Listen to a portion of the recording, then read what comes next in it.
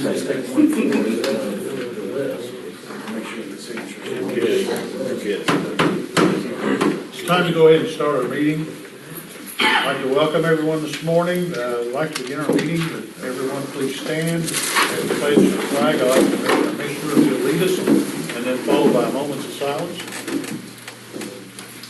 I pledge allegiance to the flag of the United States of America and to the republic for which it stands, one nation, under God, indivisible, with liberty and justice for all.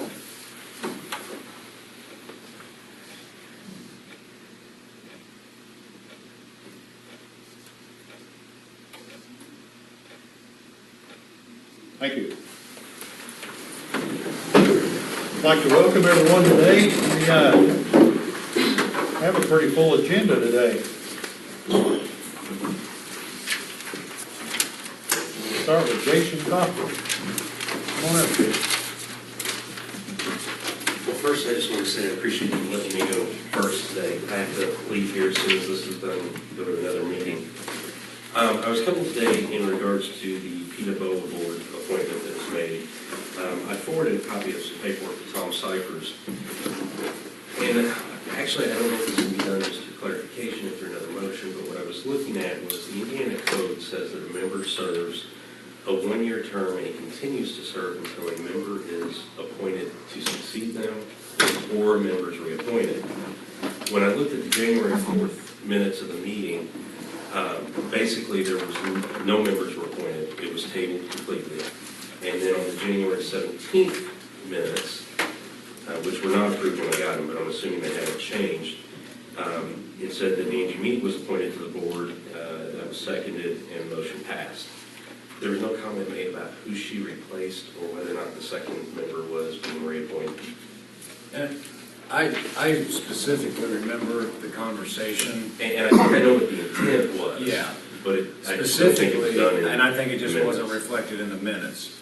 But specifically, and I would imagine that the recording reflects this, but the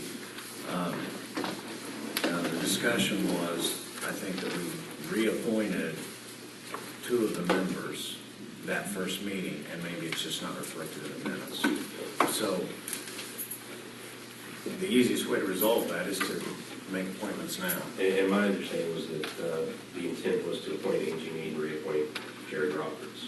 Yes. I don't know if that's, but my concern is since it's not reflected in the minutes. So you need a motion. Yeah. I think it's what Okay, I'll entertain a motion to reappoint Jerry Roberts and appoint Angie Mead to the PETA Board. I'll make that motion. Second.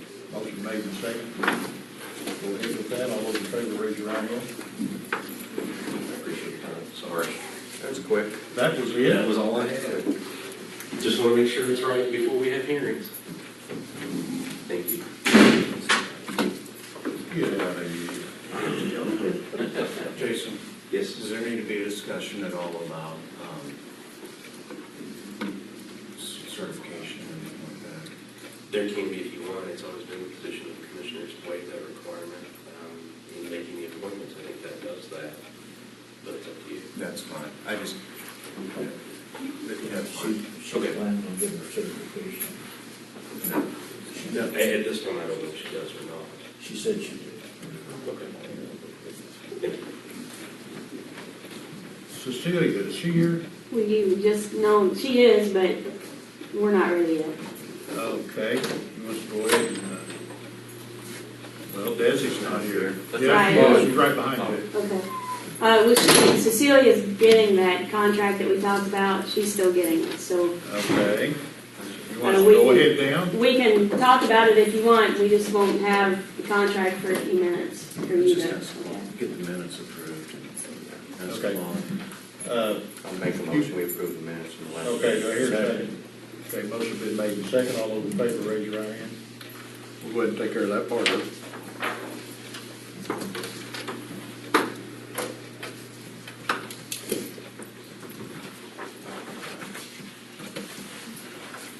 Would you like to just come on up and let's go ahead and Yeah. take care of that? That'd be great, yes. Then if you want to come up, you can. And, morning, Bob. I'm Jill Sagas with River Hills, and this is John Hinkler with the Polis Center. I IUPUI. We had come before you a few months ago to discuss an opportunity that you have and that you agreed to, which is some grant funds from the Indiana Department of Homeland Security to help the county to prepare what's called a multi-hazard mitigation plan that would get the county in compliance with FEMA in order to receive mitigation funds, or apply for and receive mitigation funds. You signed that agreement, or that grant agreement, a few months, it was either the end of December or beginning of January. Cecilia from my office and I met with Desi to talk to her about what would be entailed in that process, which would take about 12 months, and I think she had a very good handle on who should be represented and contacted a number of those people. This morning we have John Beekler with the Polis Center. Polis Center has experts on staff that have been doing these multi-hazard mitigation plans in how many states now? In about 4 states and 70, you will be 72 out of the 92 counties. So I think we've got it figured out. It took a while, but. And we worked with John on our 4 other counties, Clark, Fort Scott, and Harrison counties, about 5 years ago to try to get some of that going. What we sent for review, and Tom had some comments, and now Cecilia is actually getting the review, or the changed document is a contract between the county and the Polis Center to actually do that plan on your behalf. And that's what we want to talk about. But I'd like to let John talk about the process and kind of what the... And I apologize if I'm repeating some of this, but every jurisdiction in the United States that's incorporated community and county must have a hazard mitigation plan to be eligible for mitigation funds following a disaster. So after, when a disaster happens, there's public assistance, there's individual assistance, and in Indiana, there's 15% money that can be put towards projects to help your community safer. The carrot or the stick, I guess, is that you must have a hazard mitigation plan in place. And we'll work with Desi. She will chair the plan on behalf of the county. The representation of the planning committee, it can be anyone in the county, so it could be the government officials, business, whoever you would like. But the one requirement is we must have at least one person from every incorporated jurisdiction on the planning committee. We'll go through and we'll map and inventory all of your assets, your schools, fire stations, police stations. We'll work with the committee to identify and look at historical hazards. Then we'll model the hazards. So we will actually run an analysis of a tornado and calculate damages and injuries. We'll do an earthquake and we'll do a flood. And possibly, if the committee would like, we'll also do a hazmat spill. We'll present all that damage and our estimates of that damage, and then the final meeting will be, okay, what would you like to do to make your community safer? And it's basically making a list of projects. After the draft plan, we'll put together the draft plan on behalf of the committee, working with them.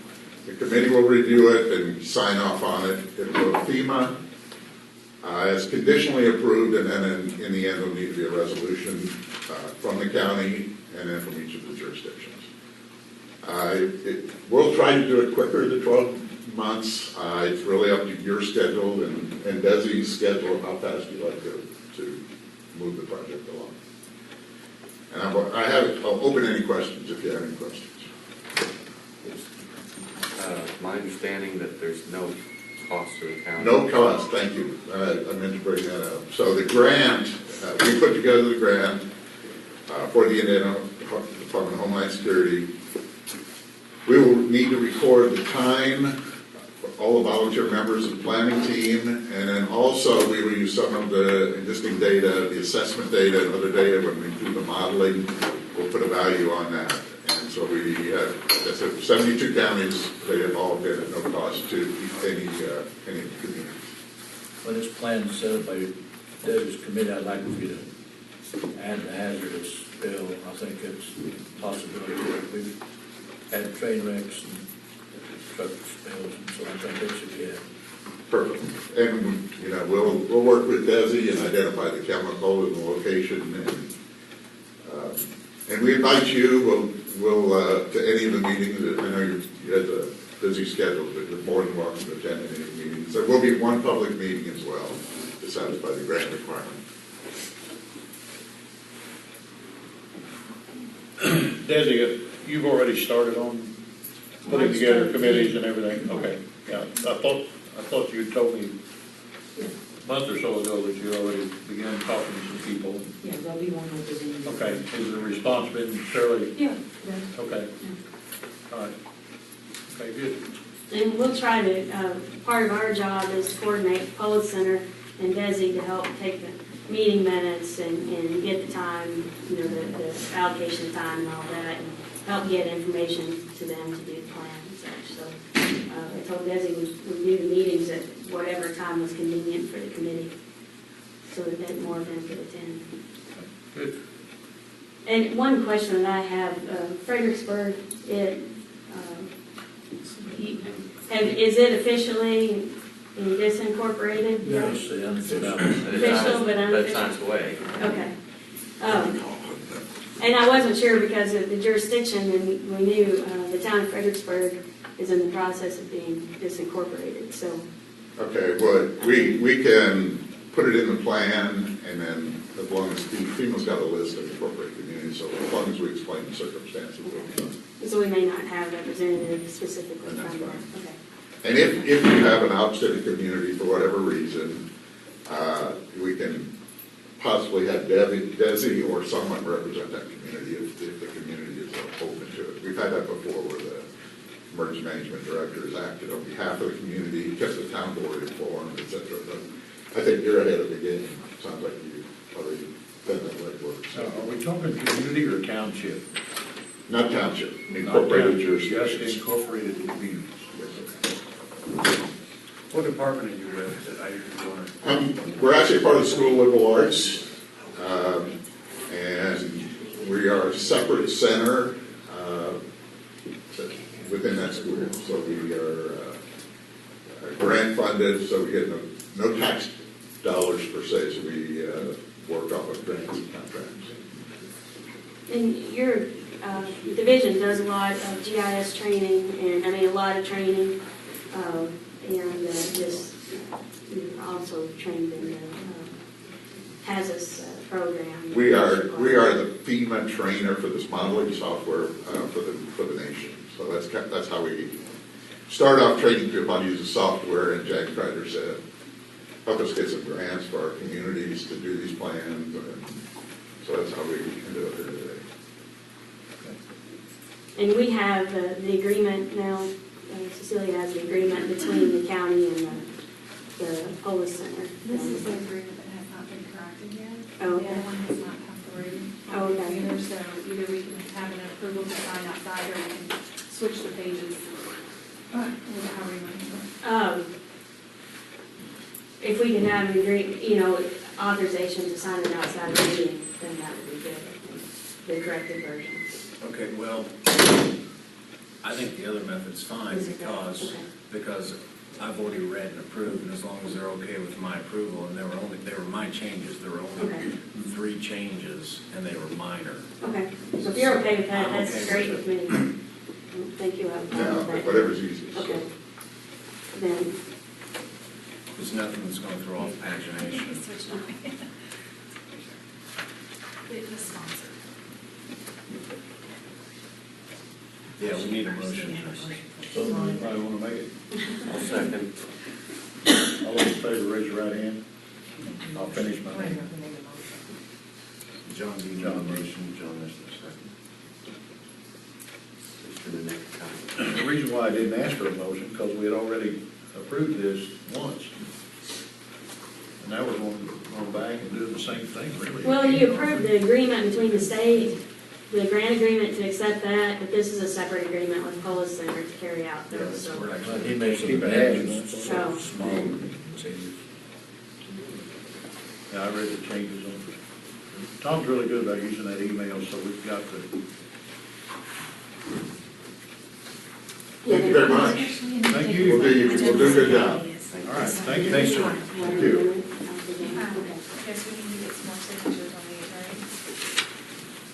Any of our signatures? Yeah, well, you can either send that back or. Can we send it back to you, or would you rather send it? No, I can think about it. Okay, I have a few more things. She's looking at it. Okay. All right, so Okay, you we can have it got, here. we got that part done, let's go back up now and get Cecilia here. And it's on River Hill, the River Fire District. Well, Public a meeting. couple different things, couple different Blue Rivers. Okay. Okay. The first thing is for Blue River Services Segment Facility. This is for a request to have you sign the draw request number 5. No.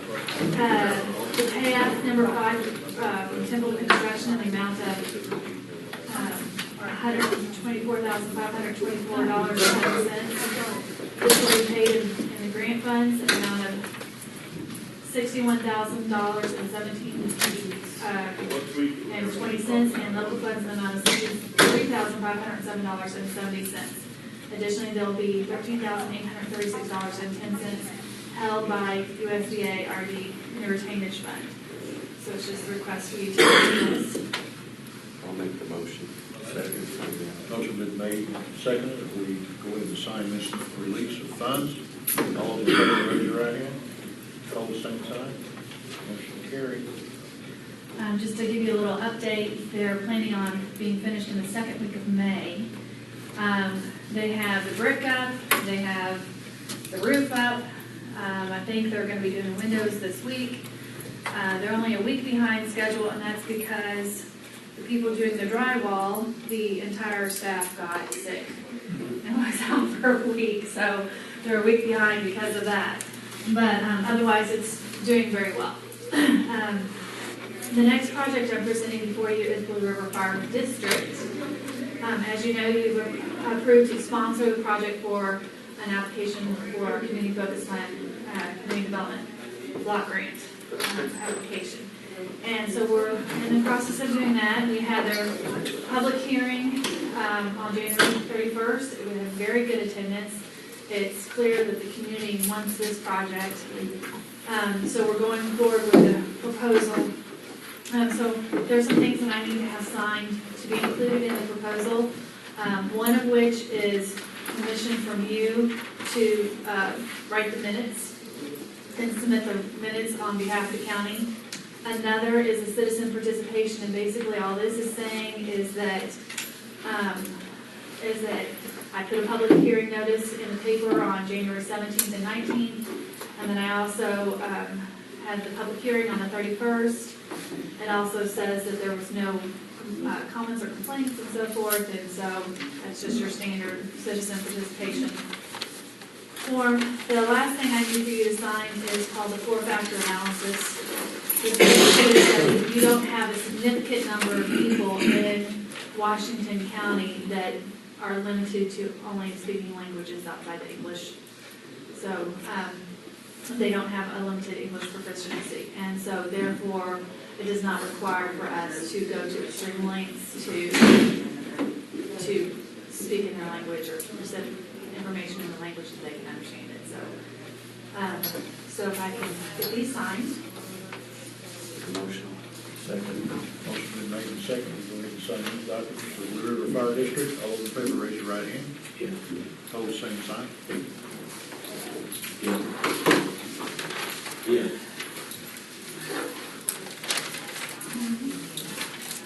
Yes. Okay.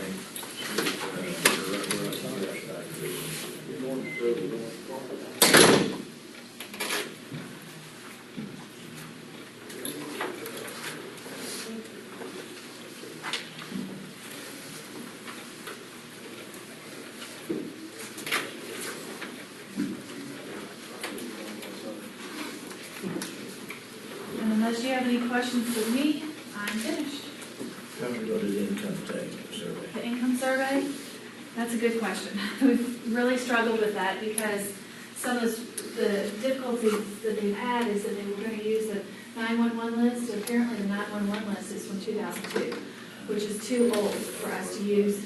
They have 2 different utility companies, So that information was not, the problem with that is there's too many people on the well system that don't use the water. So that would give us a good number. So I think they're going to vote at their next meeting, which I think is tomorrow night, to do a door-to-door, just volunteers to do that. So that's hopefully gonna work out. How many will it take to do that?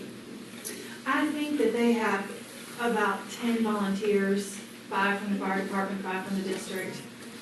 So I think they have to go to about anywhere between 250 and 300 doors, knock on them. So it'll be a little bit It'll of be successful. Each one of them And about- they all realize there's time constraints on all this. Oh, yes. Okay. The one thing in our corner is that, and I'm not sure if I mentioned this, I need to mention this, that we got a notice from Okra that they reduced the maximum grant amount by 100,000. So whereas we were eligible to have 500,000, now we're only eligible to have 400,000. So that was a real hurt for them, and they're really struggling to come up with that match. So they're talking to their architect to see what they're gonna do. They're talking to USDA, see if they can get a guaranteed loan. They're talking to Washington County Community Foundation. There seems to be some interest in communicating with them, which would be great because we get 25 extra points. So that's a real good thing to get that. So they're talking around to see if we can't get that. But with that reduction in the maximum amount, it delayed the application due date from I think it was April 8th, and now it's June 8th. So it gave us more time, so that was a godsend, to at least have that more time. Yeah, the Community Foundation gave them 25 extra points for the Posey Township Water Project that year. Oh, they did? They were just 1/10 of a point off, I think, and then the foundation gave them some money that put them over. Wow. It makes a big difference to get those 25 points, that's for sure. Any other questions? Thank you, Cecilia. Thank you. I asked Claude Combs to come. We talked about an issue, I didn't know if the board came in real quick. Yeah, go ahead. Claude, we're gonna go ahead and work you in this. A little bit ahead of schedule anyway.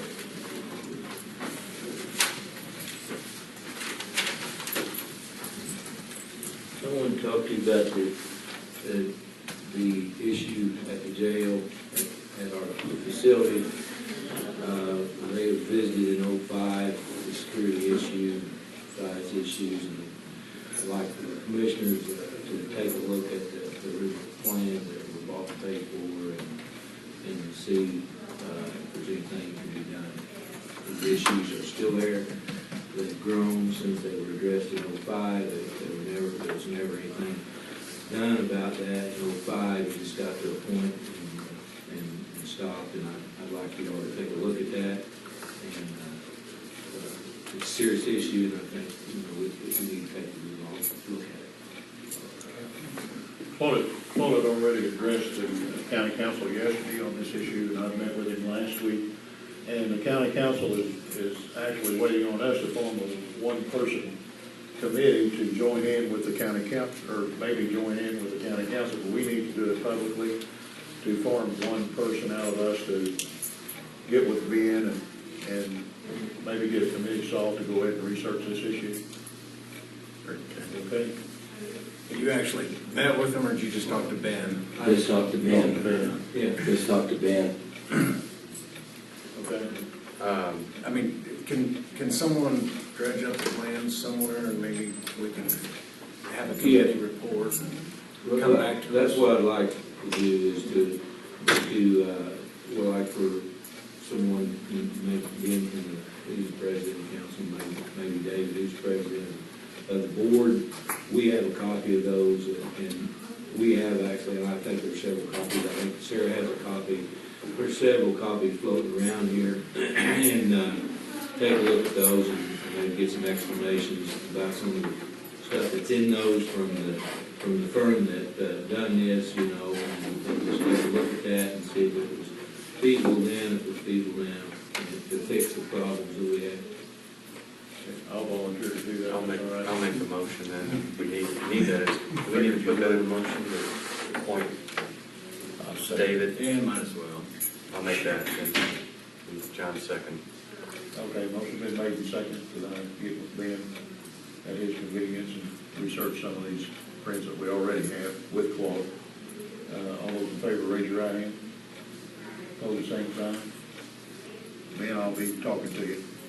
Okay. Claude will get together. If you can go ahead and round up all the I'll get it. prints. Yeah, I'll get it, I'll get that, and we can put it up. Okay. At your all's convenience, you want? All right, thanks, Claude. Next, we have Beth Armstrong. All right.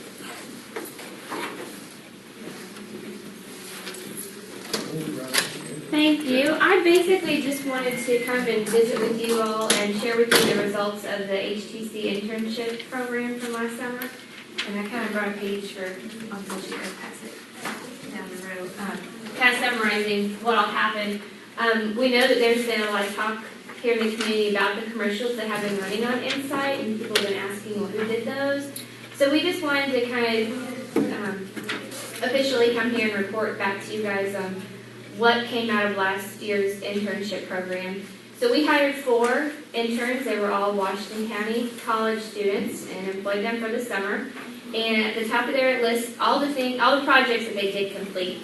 They did a 35-minute video highlighting the quality of life in Washington County, and that specifically focused on history, beauty, recreation, quality of life or community of spirit, and then cost of living. They also produced 3 30-second PSAs, which a PSA is a public service announcement. These were ran for free on Insight Cable's network in Metro Louisville. Their foundation has an interest in promoting natural and historical beauties of the communities where they are present. So they agreed to do that for us at no cost, which is something, as I was on my way here, we need to ask them if they had charged us, what is the value of the number of times they aired the commercials. So as you can see there, they aired the 3 PSAs, which we did one about Delaney Park, one about Beckinsville, and one about the depot. They aired those 475 times in December alone. So that was just our December report, which was, we were amazed. We didn't, when we created the PSAs, we didn't know how many times they would run. They ran at various times throughout the day, so it wasn't a situation where they were only running during, odd hours of the night. There were peak times when the commercials were airing. We also did a video about the Community Foundation. They were one of the primary sponsors of the internship program, and that was one of the projects we agreed to complete for them. A project that we completed that we had intended to when we started the program is we created a map. It's called What Will You Find, Washington County, and it just showcases local attractions. So anything that would be, a historical attraction, tourism attraction, and then we are actually in the process of doing our second version of it. We're going to do a highlight of the square as well as part of it. And we're going to be highlighting businesses on the square that have retail interests. So they either are retail or they sell food. One of our criteria was that we didn't want to do chain stores because we want it to be unique, things that you could only find here in Washington County. So we really tried to focus on more of our mom and pop type businesses. But the maps went really well. We have received so many, we put distribution sites at every location that is on the map. We've made them a distribution site for the maps. And we have received so many phone calls time and time again. We're out of maps. Can you bring us some more? And all the feedback that they're getting. So that's been really exciting. And then we also we sponsored an event at the Centerpiece, which benefited 3 local nonprofits last summer. So that's what we did last summer.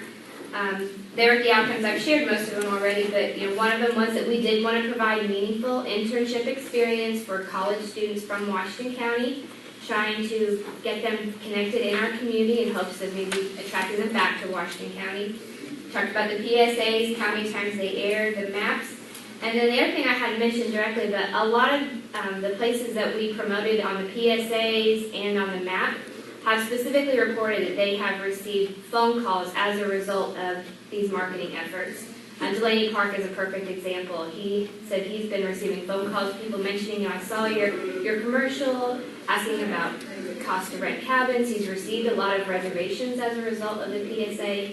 So he's been really excited about what it's brought to him, especially during what he would consider his off-season right now. So we considered it a success, and we are planning on doing another internship this summer.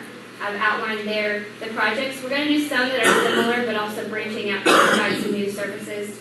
One of those is that we want to provide a series of workshops that is all about how to use social media to market your business or your nonprofit.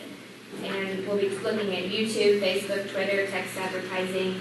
These are really new concepts to some of our local business owners, but we want to try and utilize the knowledge of our youth to educate the rest of us on how do we effectively use these to reach our market. One of the new projects this summer is we are going to be doing some videos about some of our local nonprofits to use as an opportunity for them to share their services with the community, also hopefully as a way for them to increase donations to their organization. Because of their response from the PSAs, we decided we are going to do at least one, if not two more PSAs this summer. So we're taking feedback from anybody in the community on ideas that you have, things that we might showcase. A lot of the things that we're kicking around, Knobstone Trail is a big one. We talked about promoting just the festivals in the county, so the Hoedown, Old Settlers, 4th of July, Beacon. But we're in the process of just getting feedback right now. And then the other one was, and this was our intention last summer when we created the video about Washington County, why it's a great place to live and visit, a great place to work. So the complementing piece to that is to really talk about the economic opportunities in Washington County. So that is one of our big projects from the summer, is that we'll be creating that complementary piece to the video that we did last summer.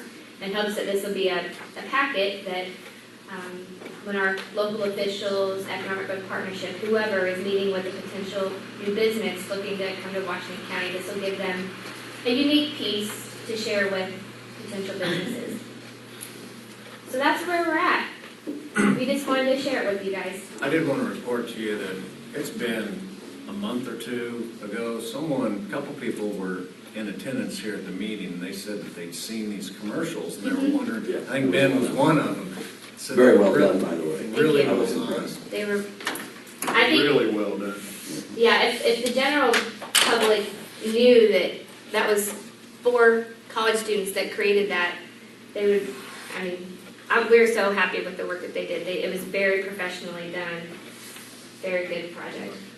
How's Sam Barnett doing? Is he home now? He's not home yet. He's doing well. He is projected to be released on February 14th to be coming home.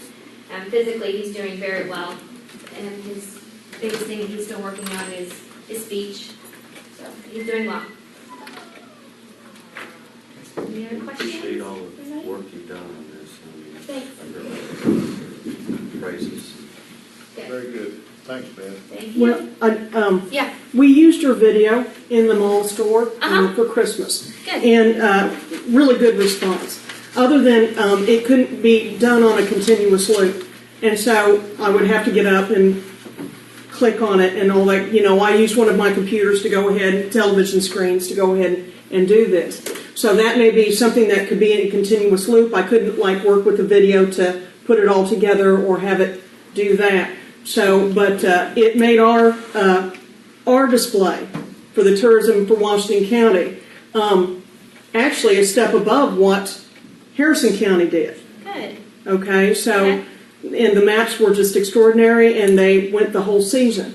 So, but no, it's impressive, but that would be something to maybe look into, to go ahead having and... a continuous loop option on the Right, DVDs. Yeah, and so because the Tourism Bureau, if I understand this correctly, is looking to go ahead and do, you'll have a presence at the local festivals and stuff like that. Mm-hmm. That needs to be, that makes it easier. You can talk to people, it just continuously runs. You don't have to click on it, you don't have to pick. I don't know how many times I heard, David Hoare's voice while I was trying to relax in the back room. So I'm like, love you, man, but, please. But, But that may be a positive thing. And if we do have another store this coming year, we'll go ahead and see what we can do with that. And I would like to urge you, not that you wouldn't do this, but I would like to urge you to utilize the assets and business assets in this community that do use, Facebook and YouTube and actually do have internet presence. I am one of them. I'm pretty too. Okay? So, that's also out there. There's a lot to be learned, and you can get into a trap where you lose a lot of money. So I'm just, not that you aren't doing this, I want to express a little bit concern. Get some people that do know what they're doing, not just the students, okay? Yeah. Okay, thanks. I appreciate that. Yeah. Thank you, Beth. Okay, Thanks, thank you Beth. guys. Julie and Peggy.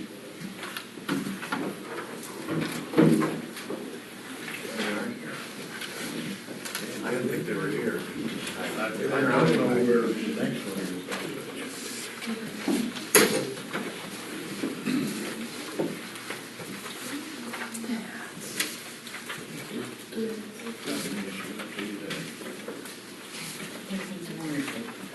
Do you read the second page? No, you We just wanted to, last year we came up and talked to you about rabies vaccine, and we had added a line item to the health department to be able to start the rabies vaccination if somebody was injured.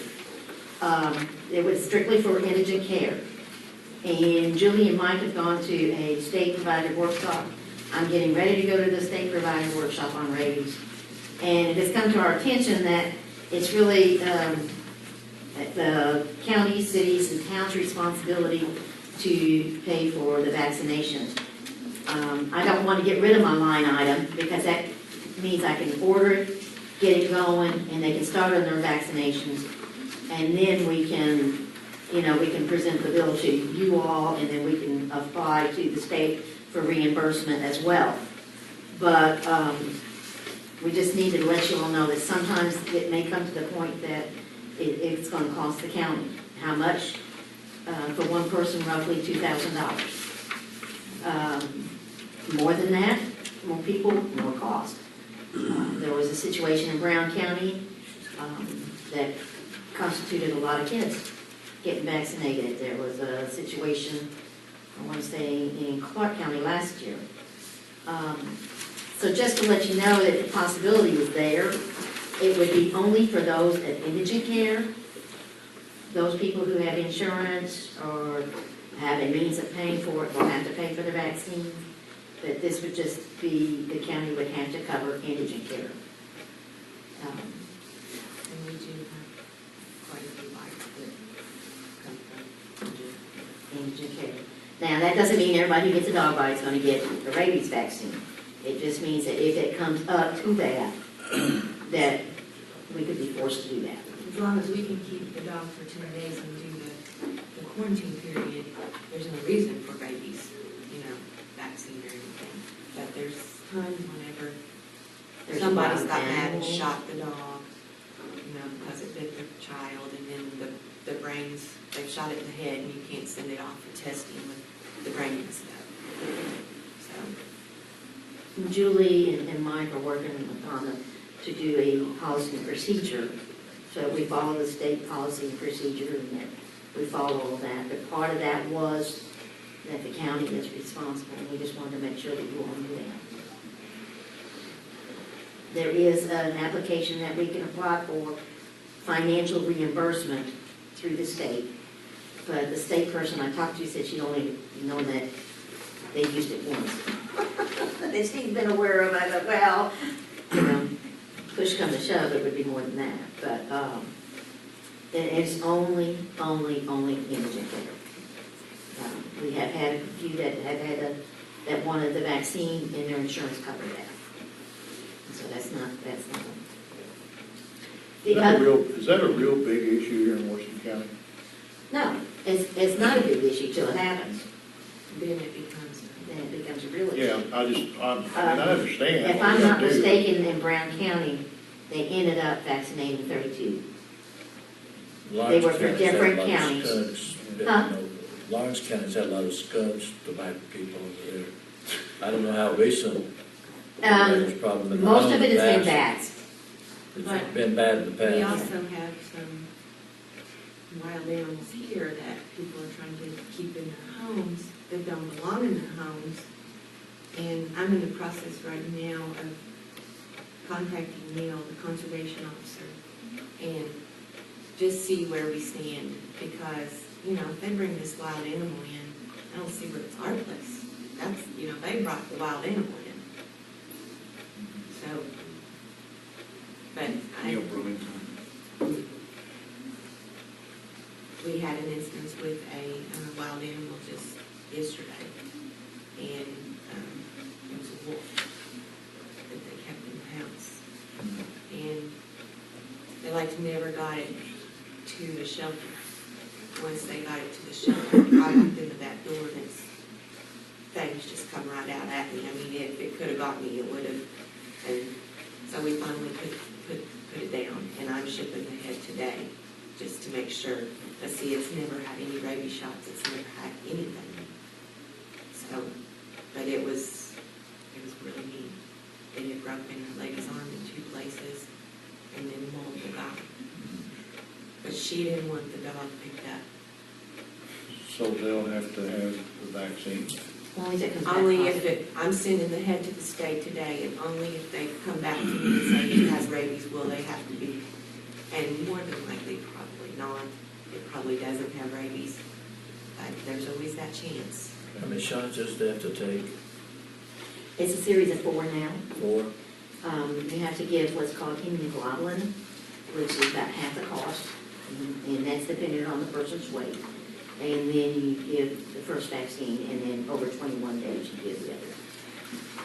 The best down, it's just not cheap. We was told yesterday that maybe we need to look into our county ordinance about these wild animals, because they say we're gonna end up having exotic animals here, because we have nothing stating they can't have them in Washington County. So Mike and I are gonna try to get time and maybe change the ordinance somehow. That has to be in the planning commission, doesn't it? Land commission, I would Or think. that help under health? No, that'd be a commissioner's thing. I don't think that would be a commissioner. It's a health, safety, and welfare issue that the commissioners would do.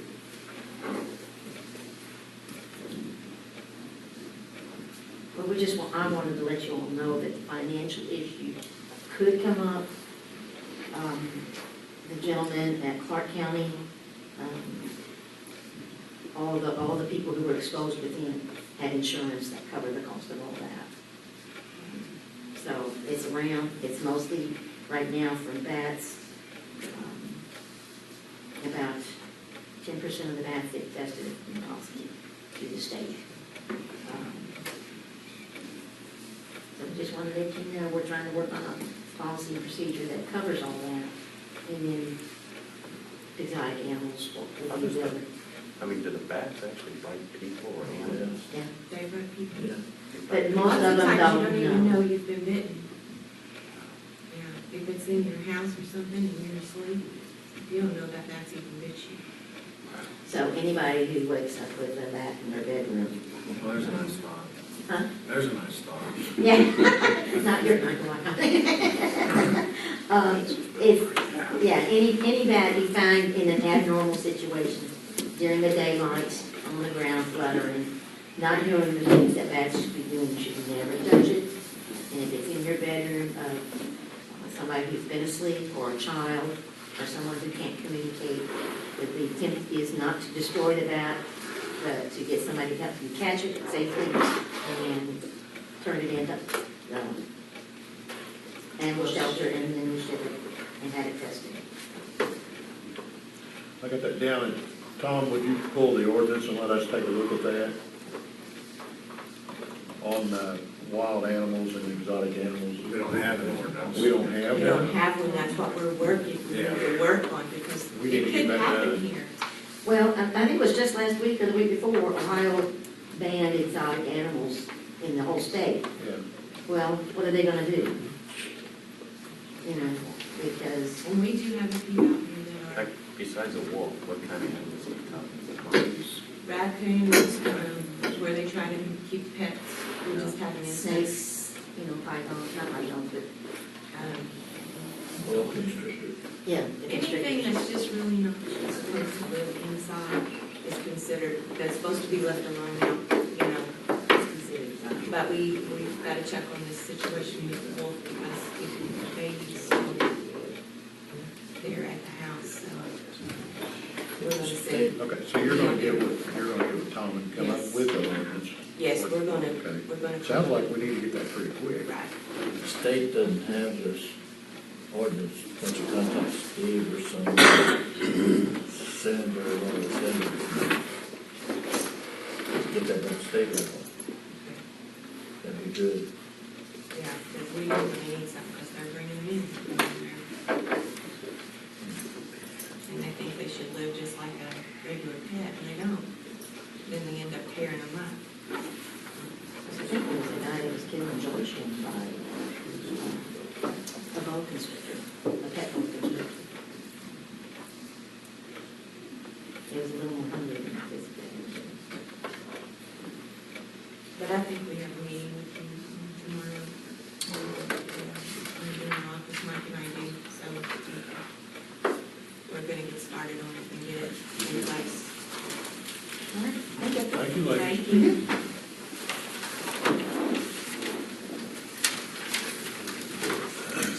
We have Angelina Leonard.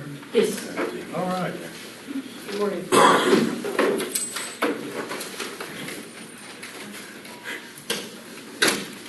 Do you all remember when that dog, the dog had been buried for months? Yeah, been talking I about started that. thinking about that. That was last year. That was a couple years ago. I remember that. I was thinking We about used to think, that. like, yeah.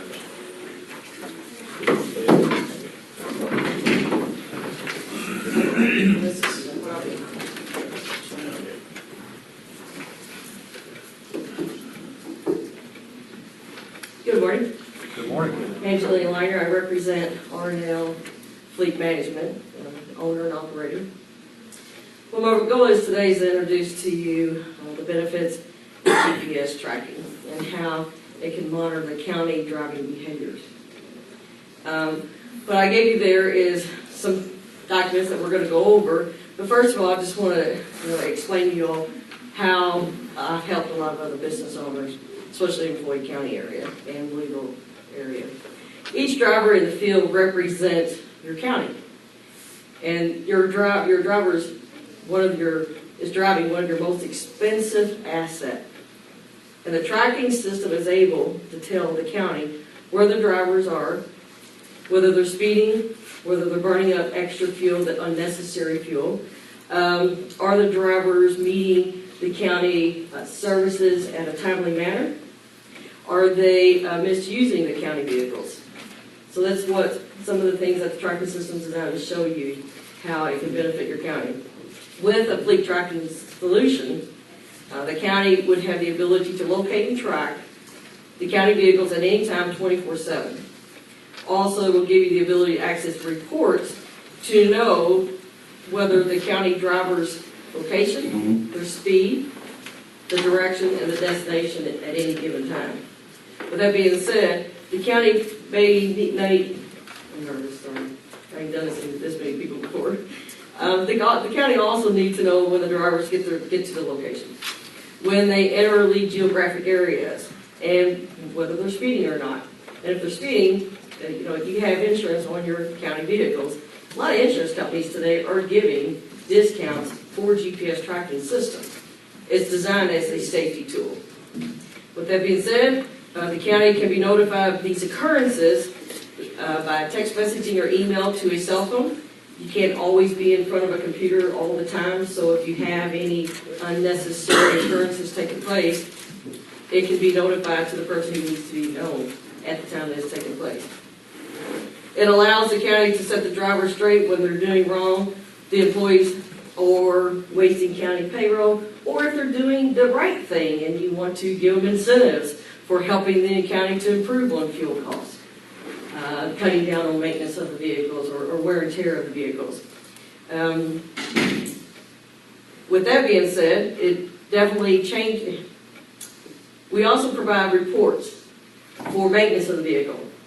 So if you wanted to know when the vehicle is up for 36,000 mile maintenance, or the county vehicles can have maintain safety, efficiency, the tracking solution will provide reports of the maintenance status.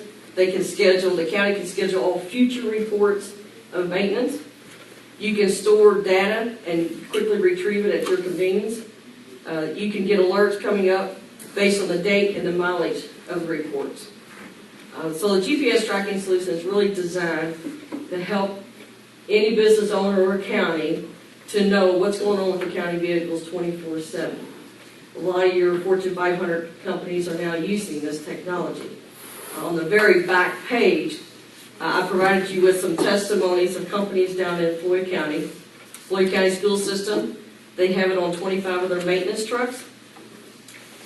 They testify that they save 18% on fuel just knowing the routes that the guys are taking from one school to the next.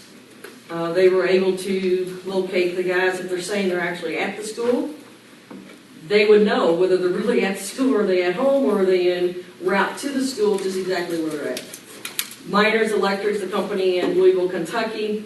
Tim Miner loves the fact to know where are his trucks. He has a tendency to park his truck on a company that they've done business with and leave it there, and then he forgets where he parked the truck. So now he can go back and retrieve all the locations of his trucks. With that being said, he can also know what his employees are doing 24/7. Kentuckiana Trucking, Bagshaw Trucking, Keith Redden Trucking, Gotta Go Dumpster, Dan Christianity in Clarksville. They found that the GPS is an excellent tool for fuel tax report, mileage reports, and wear and tear of the vehicle. Cutting Edge Lawn Care, so it's a company that used my product down in Shelbyville, Kentucky. Within the first week of utilizing the GPS tracking system, he was able to save $600 in payroll. How did he do that? Well, like I said, we have reports that you can retrieve. There's over 16 different reports. He pulled a report of the truck, the notification of where the guys were, and he knew in his gut feeling before he got the GPS that he was losing money on lunchtime. He found out they were taking an extra 45-minute lunch. It paid for itself. Abco Bramer, when the economy fell in 2007, 2008, his sales rep fell. The guy had worked for over 20 years. He was saying that he was going out and getting business, walking in all these companies. Once again, when God gave us the ability to have that gut feeling, that intuition that something's not right, they sensed it, they tracked him for 30 days, and found that he had never pulled his vehicle out of the home, parked driveway. It saved him an unemployment claim. These are, you're hearing some ugly stories, but with that being said, there's also good stories, with the GPS tracking, how it protects the employee when they're saying they're speeding and they're not speeding. When someone says there's someone where they're really not there. There's a company right by my office. They wish that I don't retrieve their name, but they don't mind me telling the story. It's all family owned, and the spouse of one of the brother-in-laws called in and stated that her husband was injured on the job. The date and time that she reported, the GPS proved he wasn't even working that day, so it did save the company a workman's comp claim. So GPS tracking system is designed to help anyone who have fleets of vehicles out there to strengthen the bottom line, change and modify the employees' driving behavior, their work ethics, and get them in compliance. We all may be adults, but we're kids at heart. If we think we can do something and not get away with it, or it's okay in our mind, we're going to do it. That's just human nature. If you turn to, I know some of you was reading the 5 reasons why GPS on the first page, insurance. Once again, there's a company up in Chicago, and I'm nervous, so I went brain dead here on that one. They save 30% on their insurance premium over 100 trucks having GPS tracking. It gives you peace of mind. A lot of my folks just tell me that just knowing that the truck is with a company name on the side, it's not sitting in front of a bar or not doing what it's not supposed to be doing. Drivers, allows you to know where they're at, the time they arrived there, how long they were there. Are they where they're supposed to be in a timely manner? Reporting, once again, there's 16 different reports that allow you to know a breadcrumb trail, what the vehicles are doing within your county. And payroll.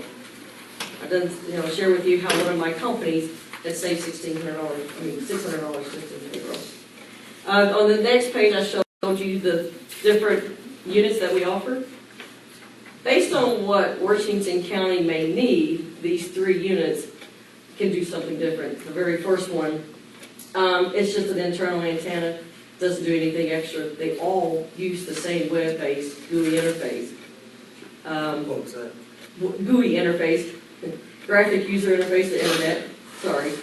The second one, which is the 390, that allows you to have an extra input. So you've got county highway dump trucks, you've got your snowplow trucks when you're plowing up, plowing down, or you may just have some vehicles that have power door locks.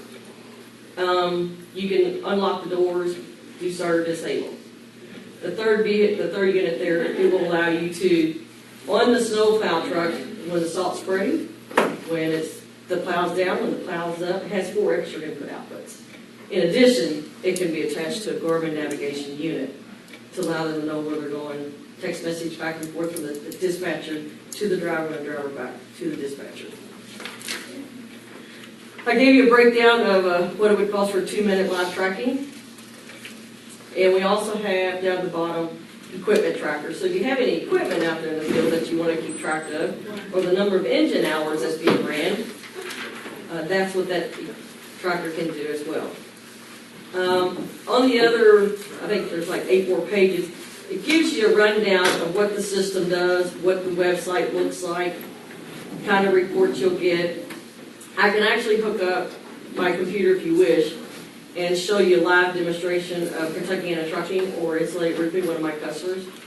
But I'm going to go ahead and let you all look at that, unless you want me to go through each page. But on the very back, there's a consolidated trip report.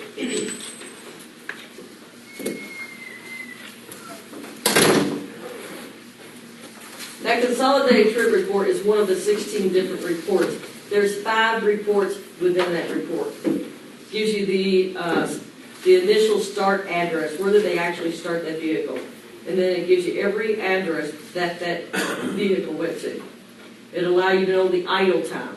How long is that vehicle idling? Per every 15 minutes, you're burning a fuel. For every 15 minutes, you're burning a gallon of fuel. Allows you to know if you're speeding. Tells you the distance they drove. And on the very back of that, it just gives you a quick summary of how many miles they actually drove per day. But one of the nice things about these reports up at the top, it tells you the vehicle. They got it labeled as car truck, cardboard truck. So what I tell my customers, it's very important that they put the driver who's in that vehicle on that day. Because if John's in it today and Joe's in it tomorrow and 6 months down the road, you need to know what happened when you get some kind of complaint, off-the-wall complaint. You can't go back and testify who was actually driving the vehicle. So it's very important that you do put the name on the driver. You can edit these drivers daily. I provide training of the software. I make sure I follow up with my customers on a monthly basis to make sure that they use the tool to the fullest capacity as possible. It's like I said earlier, it is designed to save money, strengthen the bottom line, change and modify the employee's behavior. Also, when you install units, what I provide other than other companies is I babysit your units for you. What does that mean to you? Well, on the website, you'll see where all the units are, meaning trucks, serial number. All my customers can testify, I call them once a month. If I see a truck, it'll tell you whether the vehicle's stopped and it'll tell you whether the vehicle's moving. If it's been stopped for more than 3 days, I'm going to contact that dispatcher or branch office and find out, is the vehicle actually stopped? Or is it moving and my unit's not working? There's a 12-month warranty on the unit to initially start off. And I try to catch any of my product that's not working within that first 12 months because what I have found, when you're running a business, you're multitasking so many other things. Last things on your mind is checking the status of these GPS tracking units. So whether it's in warranty or out of warranty, I still babysit the units for all my customers. Do you have any questions about what I just said? Is there a monthly service fee? Well, if you go back to the page, the third page, says services provided, 2-minute live unlimited continuous tracking. You didn't get that page? Yeah, that's the second page, I ignored that, yeah. Oh, then I missed something on you, sorry. Oh, it is second page on you, this is my copy. There's two different types of GPS tracking systems, so let me educate you a little bit. There's called a passive GPS, that meaning that you don't pay airtime, but it's not giving you exactly where that truck is right now. It's giving you what it did a couple days ago. Then you have live tracking, where you're actually going to pay through the cell phone, cellular towers, AT&T, and T-Mobile. So where it says prepaid annually, I'm up to 75 clients. March next month is 4 years being in business. Every one of my clients so far is prepaying a year in advance. There's no contract, but if they decide to cancel, they can cancel anytime. I just refund the remaining balance. But if you look here, it says $209, $206 per vehicle per year, which comes out to be $17 a month. If you pay monthly, $24.95, it would be $299 a year, so you're saving $90, $92.90. So yes, there is a monthly fee to answer your question. And I ask people to, If you didn't track it in real time or live, what's the difference? I don't offer passive. Okay. The product that I offer is real live tracking. And the benefit of a live tracking device, if someone calls you right now and said, truck number 10, your highway department truck number 10 is speeding down 62 here at 80 miles an hour, if this is 60 or 62, don't hold me against it. I don't know how to get here. You'll know. And you can tell, you can, either reprimand the person or tell the person that they really weren't lying. And that's some of the stories I get. You get all these off-the-wall calls that, your truck threw a rock at my windshield. Did it really? A lot of my customers are like till miners. I hear some of the wildest stories out there that people are always trying to get $1 from vehicles with company names on them. GPS can prevent that from happening. My truck wasn't in the area. What do you mean, a rock on your windshield? You're saying my employee was driving? They threw you off the road? It's a safety tool. It's designed to protect. And when employees hear that, we're getting a GPS tracking system, first thing come to their mind is Big Daddy's watching me. And let's be positive here. It's a win-win situation. First of all, every employee out there asks companies to go work for them. Businesses are in the business to make money. And if I'm willing to hire you to drive my vehicle, it's not that I don't trust you. Let's talk about what could happen to you that I could help to protect you. And also, it's a win-win for both. So what I like to do is try to nurture the positive side of it and not look at the negative, because for every negative, there is a positive. But us as human beings, we always want to see the bad, the bad, the bad, the bad, the bad. And my goal is to help people see the good in it. The 206.50 should be 206.40. Oh, thank you.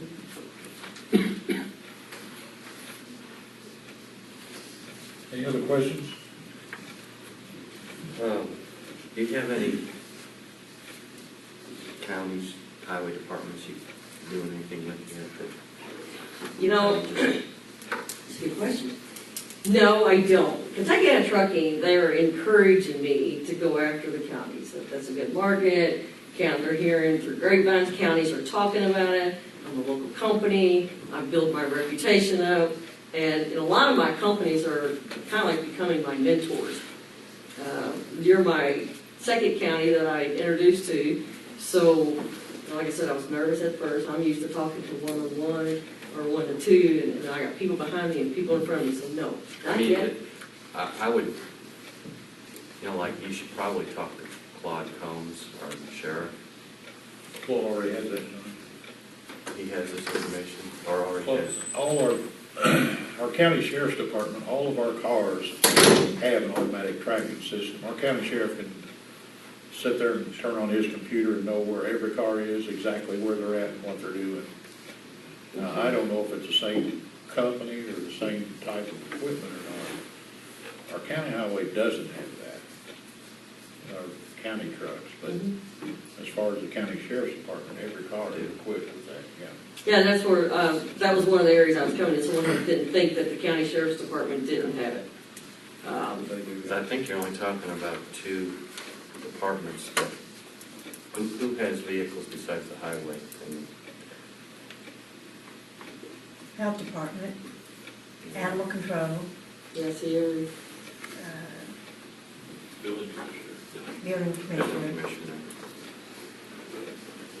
Well, I mean, today is just a plant a seed. I mean, in my experience of doing this, you know, you plant the seed, you fertilize the seed, you allow that seed to grow into a crop. we did have an incident last year with the highway department person that, This would help. that, this would have come in handy. Okay, so, I mean, it's a win-win. And the pricing that I offer, I try to make it to where counties can get it within their budget. And then, you asked about that monthly fee. A lot of companies charge, the lowest is $24.95 monthly. I've seen them as much as $85 to $110. Some of my customers I have had paid that higher monitoring fee. There's very, very sophisticated systems out there that'll tell you every little detailed thing that you really don't care to know to what I have to offer. It is a basic tracking system. It does tell you what you need to know on the spot, arrival time, departure time, were they where the rock hit them, where somebody's accusing them of being, all of the unknowns. If you want anything more sophisticated, it's out there. My ultimate goal is educate you about GPS, let you know what's out there, let you know there is a company right in Floyd Knobs, Indiana. I am the company. I franchised into this 4 years ago. Has it been easy? No. Has it been challenging and fun? Yes. I'm going to brag and toot my horn a little bit. I got some pretty reputable companies under my belt, and it's taken a lot of persistence. Back to that seed. I planted the seed, and a lot of these customers didn't come on board till a year or 2 years later. I trust our employees, it's my teenage kids I don't trust. You can track them with these.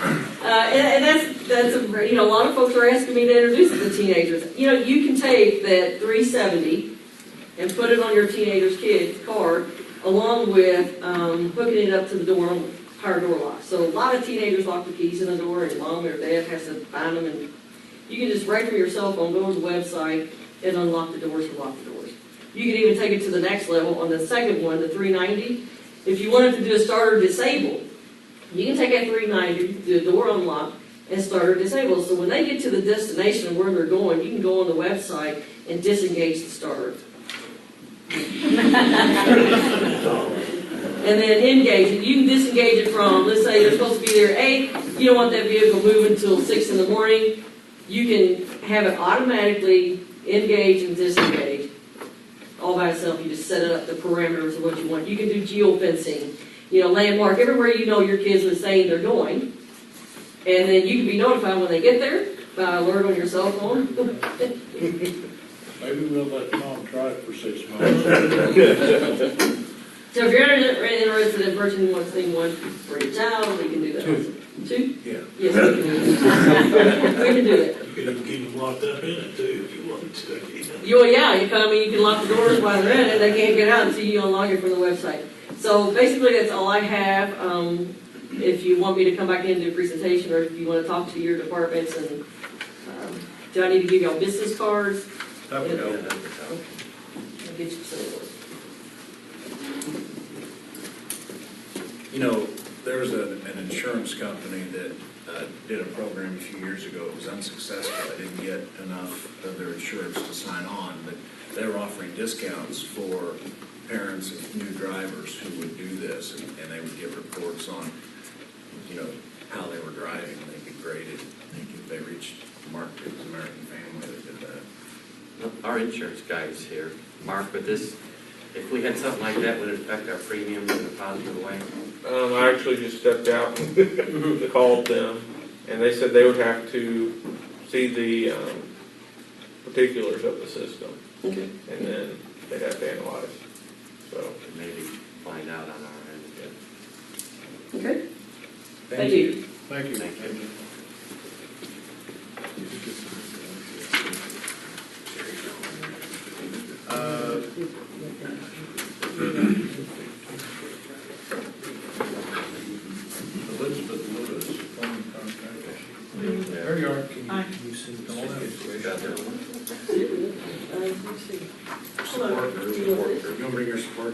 Yeah, come on, guys. Who else is part of it? Yeah. We just need to send it to them and let them look at it. Make it one group. Oh, I'll just give you everything. Okay, that's fine.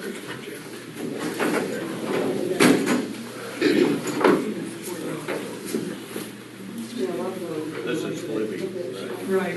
Right. To begin with, I've been to the courthouse a few times since you've and I want you to know that I really appreciate the work you're doing. I don't know what you're here for today, but I know that I've got numerous reports on how well the offices have been cleaned and the work you're doing. So I want you to know right off, I appreciate that, even though if you're going to gripe at me or whatever right now. I'm not meaning But to I do gripe. appreciate it, and thank you. You're welcome. My problem is, right now, I understand that I'm on contract, okay? Two issues with that is I have to carry my own insurance, which I've called around to get that, okay? The second one was, I have to pay my own taxes at the end of the year. Now, quite a few people tell me, well, put back $100 at the end of, when you get paid, at the end of the year, you'll have your money. Well, the problem is, I don't know if you guys are aware of my husband with stage 4 colon cancer. My bills are being paid late, okay? And honestly, can you say that if you get your paycheck and you got a bill sitting there late or ready to be shut off, can you put back $100 to save at the end of the year to pay your taxes? I'm gonna be in trouble at the end of the year. Okay, that's just the bottom line, okay? I really need a full-time job, okay? I have looked over, as you said, with the cleaning job that I'm doing is good.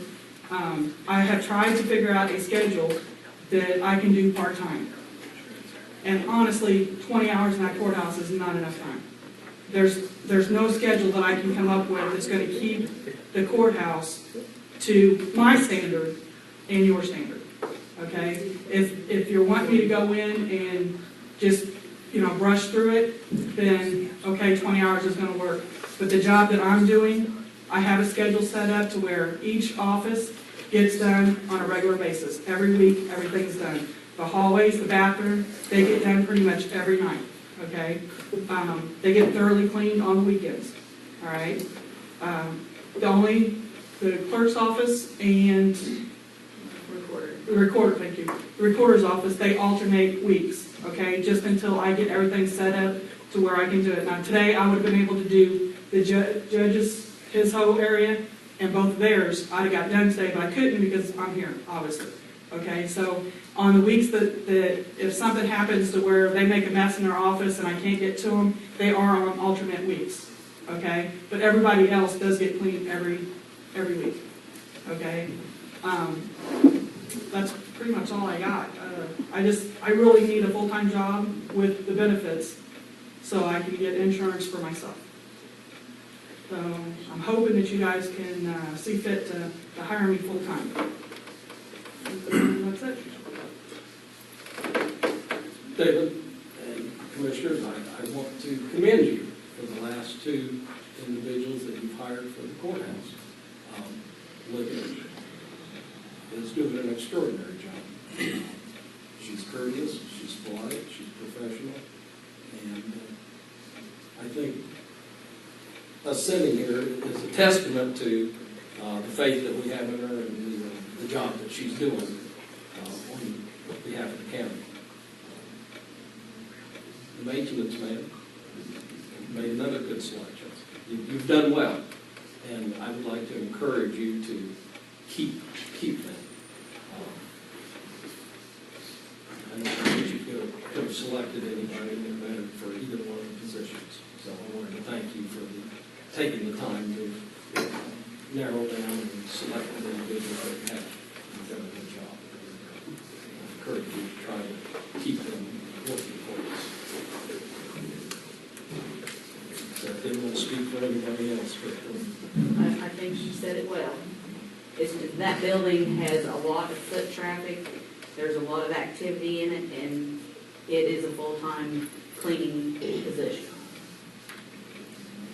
How's the evening stuff, the cleaning in the evening working out too? Does that work good? I've actually got it down where I'm off at a pretty decent hour. I'm usually off by no later than 7 o'clock. but it all depends on the weather. Like if it's raining or snowing out, of course we haven't had too much snow, but the raining, there's feet print and I have to mop and just different stuff. That throws me a little bit later. But honestly, it makes me a nervous wreck to try to vacuum, because I am on contract right now, to vacuum. And even if I was on contract, it would make me a nervous wreck trying to mop areas, because I did mop a little area that was actually in front of Shirley's little entryway. I had mopped it, put up my sign, wet floors, and here comes a lady, and I'm like, ma'am, the floor's wet, can you just give it a couple of seconds? Walked right in, and I'm like, I did tell her, I did have my sign up, but I can actually, that area there, I have to do while they're there. But the walkways, main walkways, the bathrooms, it's so much easier after hours. As soon as the office closes, I'm there. A lot of times I'm there right before it closes, so I can actually go and gather, the people's trash that I have to have somebody in the room with me, okay? But as far as the after hours cleaning, I do have it down to, at first, and I even told you, John, that the first time cleaning that building it was just, I didn't even know where to begin, to be honest. I really didn't. And once I got started, I've got a routine now. I know exactly what I'm doing. When I walk into the building, I don't have to guess, well, where am I going to begin? I know where I'm going. I know exactly what I'm doing, and I do have everybody on the schedule, and everybody's actually working with me.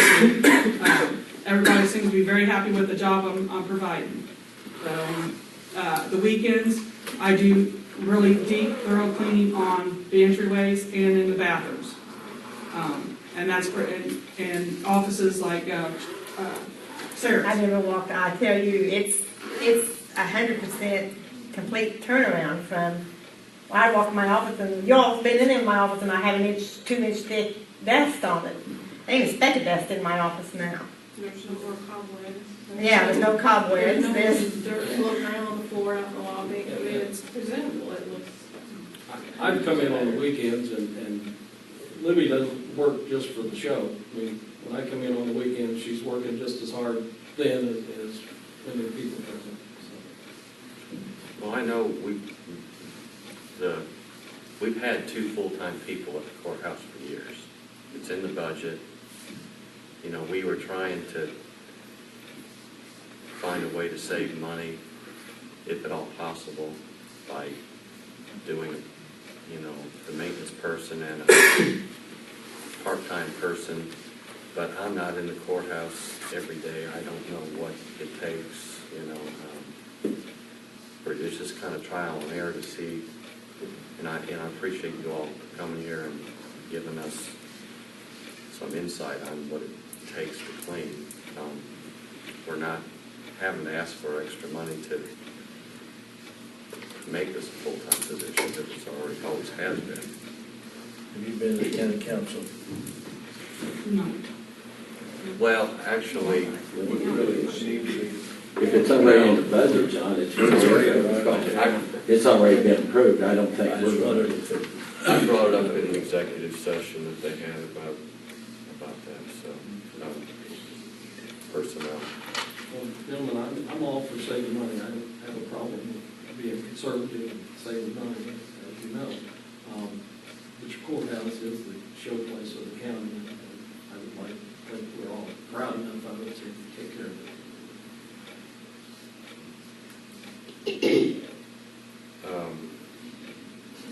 What about the maintenance? You said the maintenance person. I mean, I'm thinking that she's concentrating on the cleaning. I think there's enough work in that courthouse. The whole inside needs painting. I mean, the ceilings are chipped. I know that there's enough work around to keep him full time too. If we had him painting and. Well, I just assumed he was, John. Well, he is, okay. but there's concern whether there's enough work to have a full-time maintenance and a full-time cleaning person. But the windows on the bottom all need to be scraped, and I'm not one that's going to be crappy. yeah, there's just a lot of work at that courthouse. I can't say what Libby does or what Tony does when they're not around me. Yeah. But when they're up in my area, they both are conscientious about doing their work. And I trust that they do that everywhere that they go.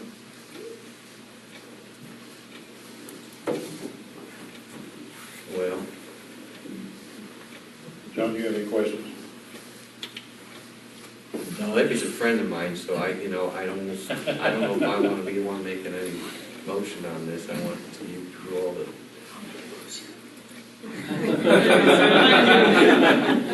We'll I think the issue was, and we looked at the courthouse and we went over there and watched the workers and watched what was being done. The problem is, I don't think we really seen all of the things that were necessary to do. Right. I think that's what There's a lot of hidden things we that were you. missing. Yeah. Because I know Tony, which I know, he's from Campbell, but he gives me a rundown on the court. Well, we need to get this, you probably will get this. And I just got Sarah, he just sent a message over with Sarah. We've got, which I'll bring up later, but we've got to do something about the bell tower.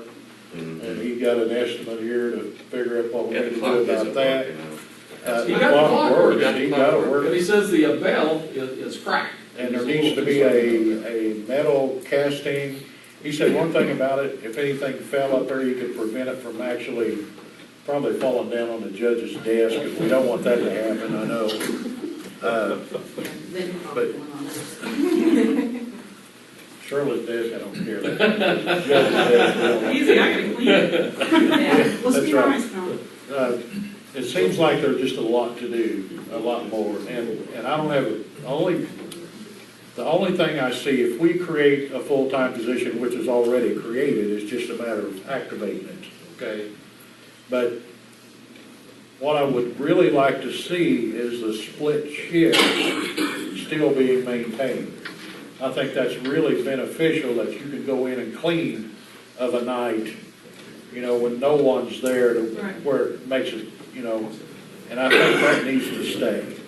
Would you have a problem with that? No, I like the way it is right now. Okay. Because like I said, I have everybody on a schedule, everybody knows when I'm coming, and it's working out perfect. And I don't know if you have my time card or not, but it's averaging out almost 40 hours. I think 1 week I got 39 and a half, 1 week I think I got 40 and a half. But 40 hours will get me through to get it done. But I just can't, I don't know where I would cut back and do a thorough job to cut it down to 20 hours. I mean, honestly, But you agree that it needs to stay on the split Yes, shift? And yes. Yes. That was my concern, because I think before, what we were losing a lot of time, and I'm not blaming the people that were there, because they probably worked as hard as they could anyway, but there was times when they were in offices and you run a vacuum cleaner or something, well, the phones are ringing, you gotta shut it off, and wait on the phone stop, Right. And, not as much that could have got done, couldn't get done because of activity. Correct. So if there's not any activity, it should be able to Right. smooth and get it clean. Correct. The one issue that I see, and I don't have a problem with that, is when the weather gets really bad and it's nasty outside and things are being tracked inside, you might require a little more attention during the day when there's more foot traffic. But maybe you can adjust that schedule a little bit, less on it. Even without leave. And one thing I know that we're gonna insist on, I'm gonna insist, I'm not gonna speak for the other two. Okay. I'm gonna insist on no overtime. Oh, that's fine. I don't see any reason whatsoever for either days or nights There shouldn't be. to be The only an thing- overtime The only situation. thing that overtime that I'm gonna speak about is like, if they want blinds taken down and the windows done, that's not in my hourly time right now. Right now, my time is concentrated on keeping everything clean. But that would be extra in order to be, I'd have to have extra time in order to do that. Unless you took the maintenance man and said, I need a hand here. Right. Or use community service with it. Right. The only thing I want, and I don't have a problem with reopening that full time. The only thing I'm saying is, I think we gotta manage as you go. And that's fine. And I think that's what we count on you both to do, Right. is to manage your time properly or be thinking. what can I do to get this done, but do it Right. in straight time. Gotcha. Okay? There's a lot of little things, and I think every department head here will tell you, when it comes to spending excess money, I don't like it. Right. Well, I don't blame you, I don't like it. You know, I think it, you know, we need to stay within the budgets that we set, and we need Right. to remain. Like I said, I'm right there at the 40-hour line. So, I mean, I really haven't, you know, concentrated on, you know, the hours. I just go in and concentrate on the job, do it as fast as I can, and be done with it. So that's, I mean, I've never really had to pay attention to hourly, but if you want to set it like a salary at 40 hours, that's fine. I'm good with that. And if it takes me 45 hours, I still get paid 40 hours. And- That is fine with me. And you gotta keep in mind too, that the other position, the full-time position as the maintenance man, it's maintenance / janitor. Right. So there is help there. Right. Well, actually, Tony has helped me. Like in the mornings when he first gets there, he goes and gathers everybody's trash sure and he different will. stuff like that. And like the judge had said, you know, if it's really bad out, Tony's already said that if it's bad out, he'll help me make sure, if I'm not there, he'll make sure everything stays clean and picked up. So he is helping me. Good. So, And that's good. and he's actually got the courthouse looking good too, because there was boxes stacked to Kingdom Come. I tried to organize them and make them look nice and neat, but when they're gone, it looks a lot better. And I heard that he got the piece of roofing tar paper out of the tree finally. Have you been into the boiler room? Yeah, I've seen it. It's Pretty nice. Don't look like the same place anymore. He's already picked the sticks up out in the courtyard. Well, And the mowed the boiler yard, yeah. room, the boiler room is, I did that before he was hired. Great. But what happened was, the guy that, has been maintaining the boiler, he came in when I was cleaning, I was actually mopping myself out, and he came in to maintenance it. And he told me, he said that if inspectors or something had come in to see the boiler room looking like that, you guys would be in serious trouble. So I was, like I said, I was mopping myself out, and then I got to thinking about it. I'm like, I can't leave it like that. If I know you guys are going to be in trouble, I can't leave it. So I went in and I did start picking up, and that is when I got the extra hours, but that was doing the furnace. Okay, and it didn't need to be done. I got out like 5 bags of trash, and I'm talking about the big black trash bags. So, but it looks pretty good now. I think it would pass if somebody had, you know, come in. I'd like to make a motion for that. Go ahead. I'm glad that we found 2 good people to work in the courthouse to replace our retired or changed employees, and I make a motion that we hire Elizabeth Lewis full-time as our cleaning lady, and I'm glad that we have 2 good people to put in there. I'll second. Are we making that effective today? Or do you want to? I mean, for purposes of payroll, can we make that retroactive? February the 1st. To when she started and just, Let's just make it February the Rather than 1st. even Which would be easiest for you guys to do. Let's make it effective, let's see, we got pay would have started Monday, new pay started Monday. Let's make it effective, well, it's Saturday, but you, February the 6th. so, Yesterday, Retroactive back to the first of the pay period, February 6th. whatever that is. yeah, then February the Whatever date that 6th. is. That's when she would have came in and worked anyway, Monday through. Retroactive February 6th. You want to second that, John? You know, need that, yes. Motion been made and second, all those in favor, raise your right hand. So we'll have a claim for the other. You have a claim in your, it didn't show in yours, but I had went back and had Michelle put it in, so it is in, it's in with mine that you will sign, that for those 2 weeks that she was here, the ones that you turned in, those will be paid by the hourly rate. Okay, so do I need to turn in my time up to the 6th? So what you need to do now, you need to go up to our office and go into Jess and tell her that you are now a full-time employee, the janitor employee, and make it as effective as of Monday. Monday, okay. And then she will fill out all the papers and everything for you Okay, then. so the weekend has not been turned in, so do I turn that in now? You see what I'm saying? 'Cause my time stopped, I think they stopped it on the 3rd. The 6th I did not work because my husband has chemo on Mondays. So it would be the 4th and 5th is the question. Couldn't we make it retroactive to cover any period that's not been paid? Okay, yeah, That would work. yeah. Better. How'd you say that? So when does time start and when does it end? And When she'll do I tell need to you have that. 40 hours? Jess will tell you all, She'll let you know. she'll let you know when pay periods start and when they end. Okay, but the 2 days that I've got already accumulated, is that gonna be into my 40 hours? You see what I'm saying?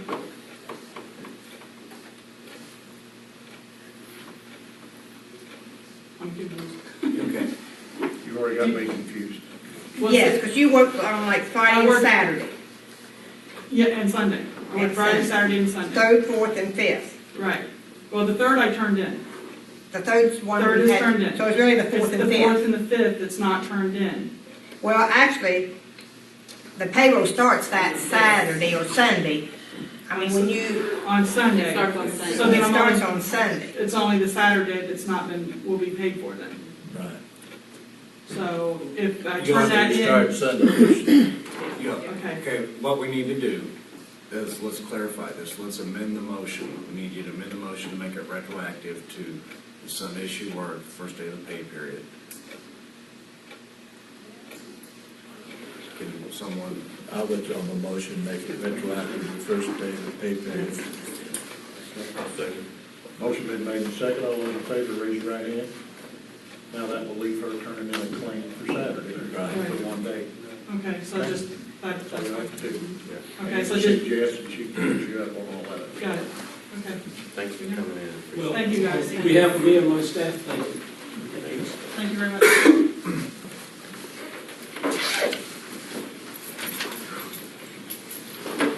Oh.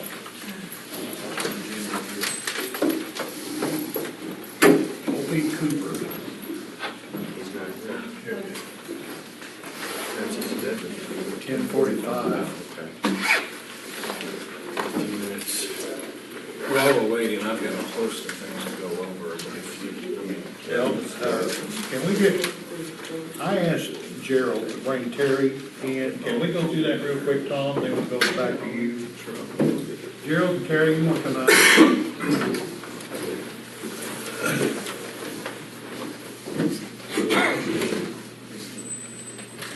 They're not on the agenda, but I asked them to come. One responsibility as commissioners is, of course, the roads, okay? And for years and years, that was all that everybody thought commissioners did, the roads. But I know Gerald, I know he gets tired of me because I'm dumb about blacktopping and gravel and all that, and I'm on him all the time, I'm pushing. I mean, I'm not chewing him, I'm just pushing, trying to come up with ways, because, you know, whenever we start talking, because of the oil prices of oil going, or the miles of road we have to pave, which is 790 miles in this county, but the amount of mileage and the cost of it at $58,000 to $60,000 per mile, you know, we need to come up with different methods or rethink the whole situation. How can we do this, only do it a little more feasible, okay? So I'm constantly asking Gerald questions and trying to figure out, I know last year Terry and me were at a place and they were working on some new ideas too, that you were telling me about. But one thing that we're really looking at, and I've been talking to Gerald about it, and then Gerald got with Terry. We're looking at, you know how the state highway, this is something new too, there's 4 grades of oil. I didn't know that. One grade is so thick, it has to be heated and then it closes a gel. And that's what the state highway uses, and what they do, they take a wand and put it in these cracks in the road, and then put sand over it, which packs it down, allowing the water thing to run off, okay? One of the big issues in our county roads is the cracking situation that we have. They crack open, water gets down, it freezes, the road raises just enough when the snow plows come through, when trucks drive over, it starts crumbling the asphalt. So we started looking at this, and I told Gerald to get with Terry and Ken and find out just, you know, how much does that cost to do that, okay? And I thought, boy, I'll tell you, you're gonna have guys out there walking and sweeping and doing all this, and I thought, man, it's gonna be more than any 58,000, that's what I was thinking. But then Gerald calls me and tells me, you know, we're looking at a heck of a lot cheaper doing this process and maybe prolonging the life of our county roads enough that it's going to be a feasible thing to do. Okay, I mean, if we could extend the life of a county highway road from, right now, we're figuring, Gerald, an average of 7 years. If we could do this to extend the life of that road, maybe even half that, or 3 or 4 years, look at the money you're gonna save and the money you would have to re-blacktop some necessary areas, okay? So, Gerald, was that price about what you told me? Yeah, we looked at 3 roads in your district. Yeah. White River Road, Table River Valley Road, and Cave Town Road. You've been over the roads, I'm sure. These are you know the what places I told you, there's some place cracks that you can stick your hand in. Okay? Some of those can be addressed, and Terry will tell you, and some of those cannot be. They're already too bad.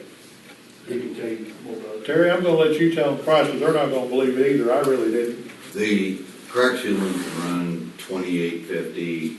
That's sort of the median. Depending on the cracks you fill, it could be up or down. And the normal way that it's paid is by the ton. But normally you can do on a middle run of the road would be about 1 ton per mile. And what the use of it is, in the bigger cracks like you're talking, the water, a lot of times that's either a place that's sloughed off, or there's a shear plane underneath, or maybe a little bit of depression. If the cracks are elongated, crossways or parallel to the road, then this will work. If it's alligator cracking like on Cave Town Road, it won't work. It won't help. So what I was telling Gerald, if we could go look at one, and then I can tell you, if you decide how you want to do it. The state, on all of the state jobs we've done, a 1/4 inch or less, they don't recommend. So you're kind of filling the ones they consider that an ample amount of water runs in, especially if you have a little bit of a low area, to where either the car traffic has to splash it out or it has to evaporate. Naturally, it's going to soak down.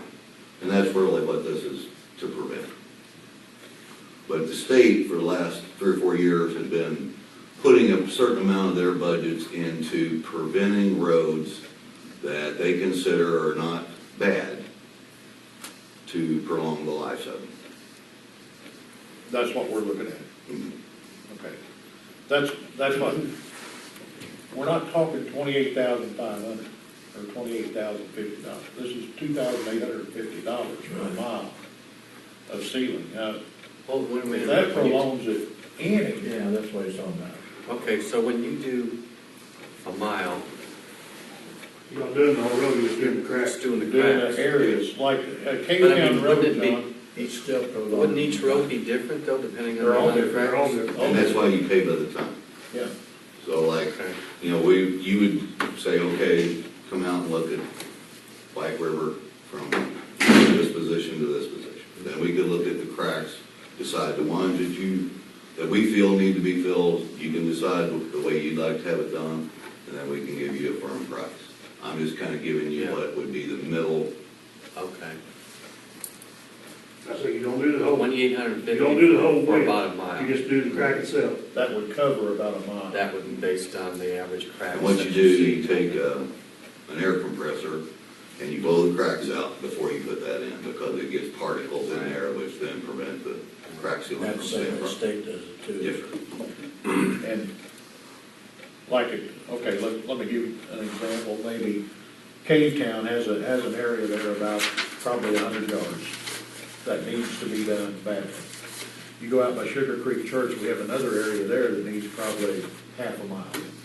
Then White River, you have another probably 1/4 mile or so. There's a mile in 3 areas. Would that be the way you'd figure it? Yes. Then that's good. Like I say, That's it's, what I- that's the way the state does. They pay by the ton. And that way, if it varies due to the severeness of the cracks or the depth sometimes. But we would want to keep you generally in the same area. We wouldn't want you driving from one Yes, end that of the would. county to the Yeah, other. that would make a huge difference, but. Yeah. Okay. Sounds good. How many roads have been, I don't know how you figure this, but what percentage of our roads have been paved twice? Do you think? I don't know. 90% of it. Yeah. We were just talking the Does other it work day. better on a road that's been paved twice, that's got a better base? It really doesn't. If you go out and look, the cracks will tell you what the problem is. Alligator cracking is ones that are in squares, and that's caused by the underneath subbase being soft, so it works up and down. Due to ground, especially out in Campbellsburg area, it seems to be either extremely wet or extremely dry. Well, it either expands or contracts. And those are the cracks that run long ways. Or if there is a situation like it was on Cave River Valley Road, where it looks like that there was a fill and it's starting to slide a little bit. Well, if you can prevent the water going in there to get on that shear plane, then it will minimize that happening. What percentage of the roads do you think in our county we could do this on? Well, here's what I would suggest is, and this is what the state's doing, is they're taking a percent of their money, whether it's 2% or 10%, and they're looking at roads that are starting to have a few problems, but are still in decent shape. And like if you have the alligator cracking, but it's a small area, then you guys should dig that out and put asphalt back, because the crack sealing won't help. But in those, you would just pick ones, we go out and look at them, and I'll tell you, if it's like the Cave Town Road, it can't be helped. What if we tried it? You can try it. It would minimize some of it, but anytime the understructure is flexing, then naturally the bond of the oil won't be as well, because it'll cause it to break loose. How old's that road? I'm not sure on that. That's not that old a road. There's something wrong underneath it. Really that's what concerns me, that, you know, if we could prolong the life of that road, that's what I'm looking at, prolonging the life of our roads. You know, you're gonna start saving thousands of dollars if we do that. If we can prolong the life, even by trying those cracks, to prevent the water from getting down there, you know, that's a cave area anyway, there's probably sinkholes and everything else around that area, it's causing a lot of that. So if we could just get it to where it's not big traffic, heavy traffic, but it's trapped enough. What we could do if we were out in that, on the other roads, for example, is just pick a test strip. Yeah, and just try it. I'm gonna be honest, on the alligator cracking, we've never really put it on there. I'm just going because I know it flexes, that would be a lot larger issue than one that's cracked just because of expanding or contracting. So if we just did a test strip and look at it. That's what I would suggest. See what we do, see what happens, see what comes out. And if it works well, then you could do it other places. If it doesn't, then you know that.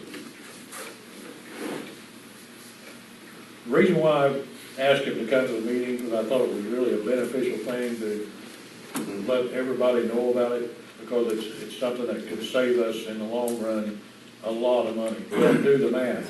We gotta try something, because we're getting, it's scary, the situation. Well, the state's running the same thing. That's why they're looking at the micro paving, chip and seal, crack sealing. Some counties are even going back to some roads that are coal patching with a paper, using a coal mix, because it'll run a lot less. It's a little more flexible, but it does help do the situation. And oil's only going to go up. State does it every year, you see it, they just did it this week, going out of town.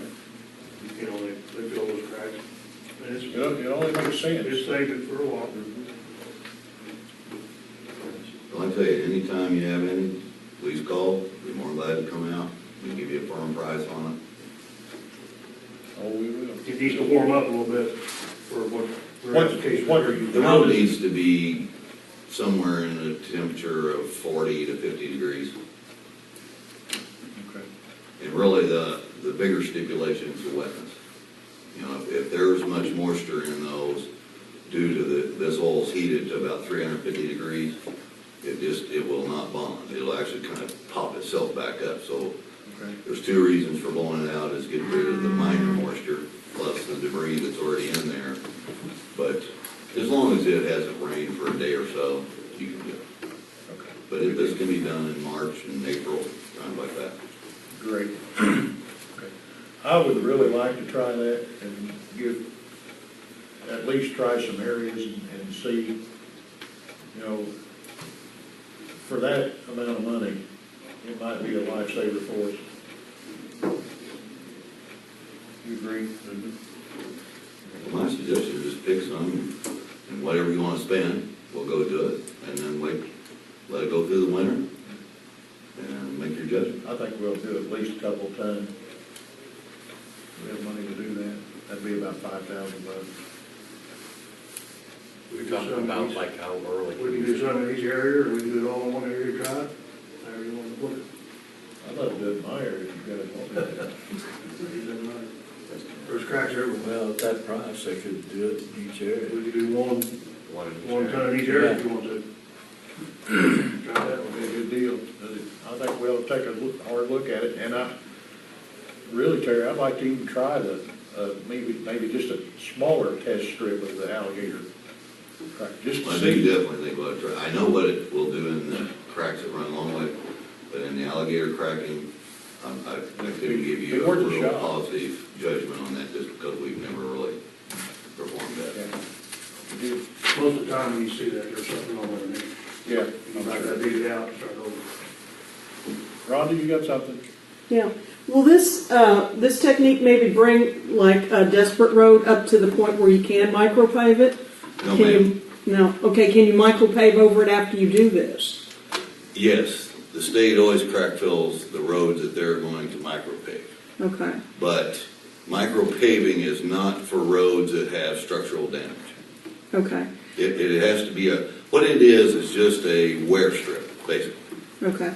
My last thing, I did videotape the micropaving, and I had to get up really early, and I whined quite a bit about that. But if you do this, and we've gotten a lot of hits on that site, particularly with this micropaving, and from all over the country.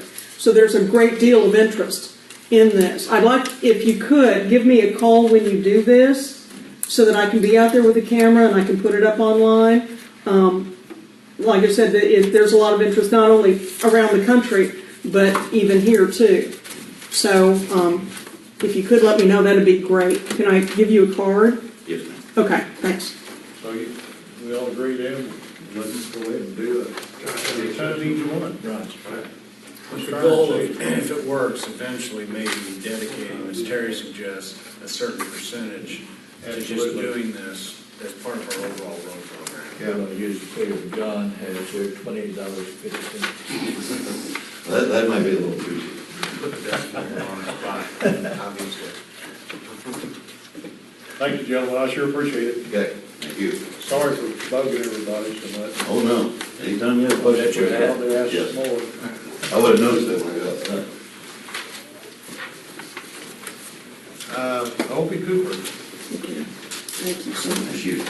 going once, going twice. I'll be talking to you, Terry. Thank you. That's gonna take us to Attorney Cyrus. All right, kick off your shoes. Sure. It's gonna be a while.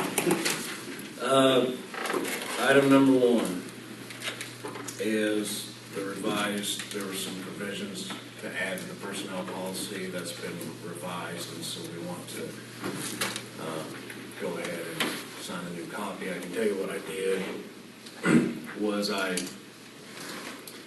added a section to account for a type of pay called emergency report compensation.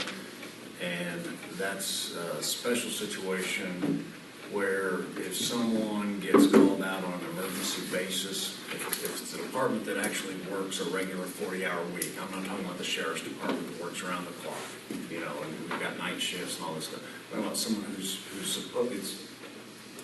supposed to be regularly working a 40-hour week. They go home, and then because of some emergency situation, get a call at 2 o'clock in the morning or whatever. We want to pay them time and a half or give them a little additional incentive to respond. So what I did was I worked this out with Gerald and talked about what's doable, and it ended up being a double time situation, and I set some parameters in there about what kind of departments it applies to. It's typically, I think, just gonna apply to the highway department, but we're gonna have emergency situations, whether it's snow plowing, tornado, trees across roads, things that need to be responded to. And it recognizes, you know, it doesn't apply if someone is, you know, it's 5 o'clock and they've just had to work over because we're finishing up a road or whatever. That's an overtime, that's a time and a half type of situation. Right. This is after they've already gone home, had supper, you know, and then they get called back out. So, and also. You worded it that way in the. Yeah. Okay. And also Sundays. We just made Sundays, I just threw the Sundays in there as double time, kind of talking to Gerald about that. So it could be at 10 in the morning on a Sunday, and it's the same thing. So anytime else, it's certain parameters have to apply if it's not a Sunday. Right. There are a couple other things I cleaned up. I can't remember exactly what those were. You put the birthday back in, didn't you?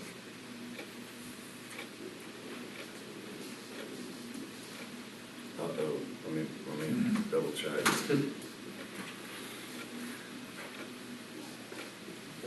I thought I did last time. Just checking. Well, hold on. We may have an emergency at the treasurer's office, we'll have to come in and collect somebody's taxes after hours. No, Bob. Yeah.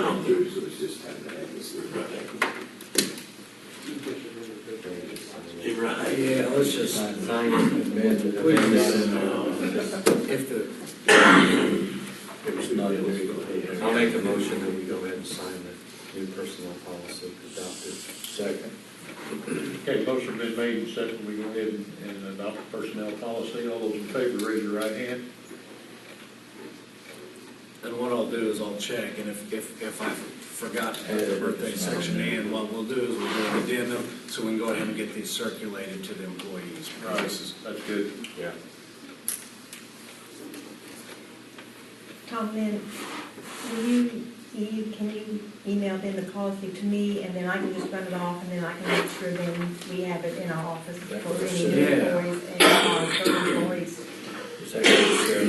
No, she wants me to email it to her. Well, okay. You'll keep the original, I guess, also. Oh, we got John Fox, but just mark out that and put it down here. You are. I guess that's one thing I forgot to change too. That didn't even occur to me to look at that. Sure. Well, I can't keep it, it's mine, or I mean, it has to. You signed in the wrong place. Oh, well, I guess I could just use this pen, because this I'll have to keep. Yeah, so do have to email it to me, then I'll just, we'll make. But just cross out the president. Yeah, I know. Handwrite in president. I know. The next thing I've got is the lease agreement for the purchase of the highway truck. There's more than one place to sign. So if you look at the back, 1, 2, 3, 4, 5 pages, it's going to require 5 signatures because there's different appendices on there. This doesn't need to be a motion or anything, because we've already, financing is something that doesn't require, you know, that's inherent in the. Sign 5 times. Yeah. Okay. Weren't you paying attention? You still think it's a bargain of $28.40 a ton. Thinking about the rabies and. Be nice if that's what it was. I've been in contact with BJB, Dennis Bolton, about some questions we had that David Wilcoxon brought to my attention. I don't know if I've told you guys about this, but there were some questions about some of the work that had been done on the outside of the courthouse. I got a very nice letter back from Mr. Bolton, and he says that really they weren't done. He didn't expect it to be considered. They intend to come back. And he's gonna meet with me, when the weather warms up, he's gonna meet with David Wilcoxon and meet with me. And I've already talked to Jason Cockrell about letting me borrow his. David kind of watched this process go on, and he knows specifically, he kept an eye on what their workers were doing and not doing. So there was a list of concerns we had in areas that we thought weren't addressed pursuant to their contract, and he's promised me in writing that he's gonna take care of them to our satisfaction. So I was really pleased to get that kind of a letter, because that's not always what you expect. We just send a letter like I sent.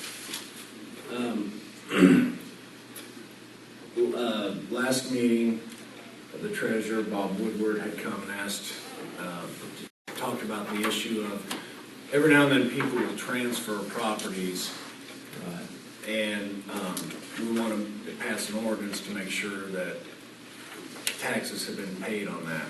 And so I did some research to see what the statute currently provides or doesn't provide, and there is a statute at the state level that calls for that to happen in split situations and in consolidation situations, which causes me concern. I have no idea why the state legislature would require that step to be taken. I don't understand that either, because Only with a property that has a split off of it, or if it's consolidated with other properties, okay, which raises a legal issue, a legality issue. And I also, so I called Debbie Schreiber, and apparently I wanted to know if anybody else had any ordinances like this, that we could get several of them, review them, and see what they provided. So there's a listserv with the auditors, and I'm assuming a lot of departments have something like this. And thus far, we haven't gotten any response on ordinances, but this created quite a lot of chatter. Apparently, the auditors have been lobbying to get this law amended and passed, to get this in effect. You're not the first one to think about this. okay. There's a lady, Judy Rust, I forget what county, and she's been kind of... Rush County. Is it? Okay. Or Judy, yeah, she's from Rush County, Judy Prost or something. Anyway, this is something auditors around the state have been lobbying for, apparently, and it's my understanding, there's some belief that maybe this is being brought up, which creates an issue for me. I contacted the general counsel for the Indiana Association of County Commissioners out of Indianapolis. His concern, he raised a concern about the legality of it. If this is something that's governed at the state level, should we be trying to override at the local level? He didn't say no. He's the one that suggested he wanted me to get feelers out for other ordinances. We can go ahead and do it, but I just want you to know that there's a push to get this done at the state level anyway. And also, Debbie did tell me, they generally do that. She does that as a matter of course, but there's a timing situation where someone can be showing as paid in full because taxes have been assessed, but they're not quite due yet. And then a transfer can occur, and then they don't pay, and then, that situation, even if we pass an ordinance, there's a situation that can fall through the cracks. But she said generally what she does is if someone, it just as a matter of policy within the office, if someone comes in and tries to do a transfer and taxes have not been paid, she will send it back to them and say, taxes haven't been paid, even without the legal mandate. And she says 90% of them thank her and say, oh, we were unaware, and they come in and voluntarily pay it, and they're very polite and embarrassed about it, and it gets it done. So it's a check that they do internally anyway. So I don't have an ordinance drafted ready for them to sign, but I have made several contacts, and I've been working with Debbie on this, and I was, it was nice to know that we weren't alone, that this created a whole lot of chatter on the internet because people have been complaining about this from other counties apparently as well. So we're not out there solo, and hopefully something will get done at the state level.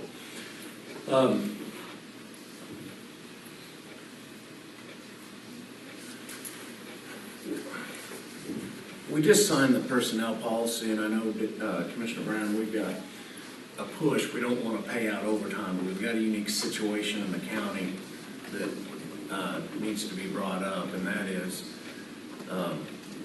in Rick's absence, we've asked Gerald to continue in his position as the second district foreman, but also take over Rick's duties in his absence, which requires him to be pretty much supervising all the time. And it's pretty much impossible, I think. We don't want to ask Gerald to burn up his comp time. And so I'm going to make a recommendation that, excuse me, he and I talked about this off to the side, how to handle this. I'm going to make a recommendation that in this situation that we're just going to have to ask him to stay on the job and pay him comp time in excess of carryover and not ask him to use it, because that's something that we need him working as the supervisor or superintendent in the interim. So something to think about. I don't know if you want to have a lengthy discussion about that now or not, but he raised it with me. It is an issue, and I see his point.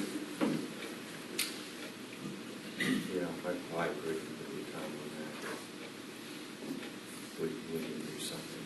Well, I guess I'll just, whenever the time comes, I'll let Gerald approach the commissioners, and maybe you wanted to bring it up today too, I don't know.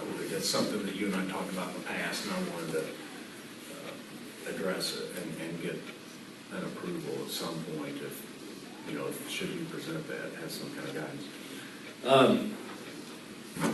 Every year I present you guys with a one-year contract for me, and I added a clause this year.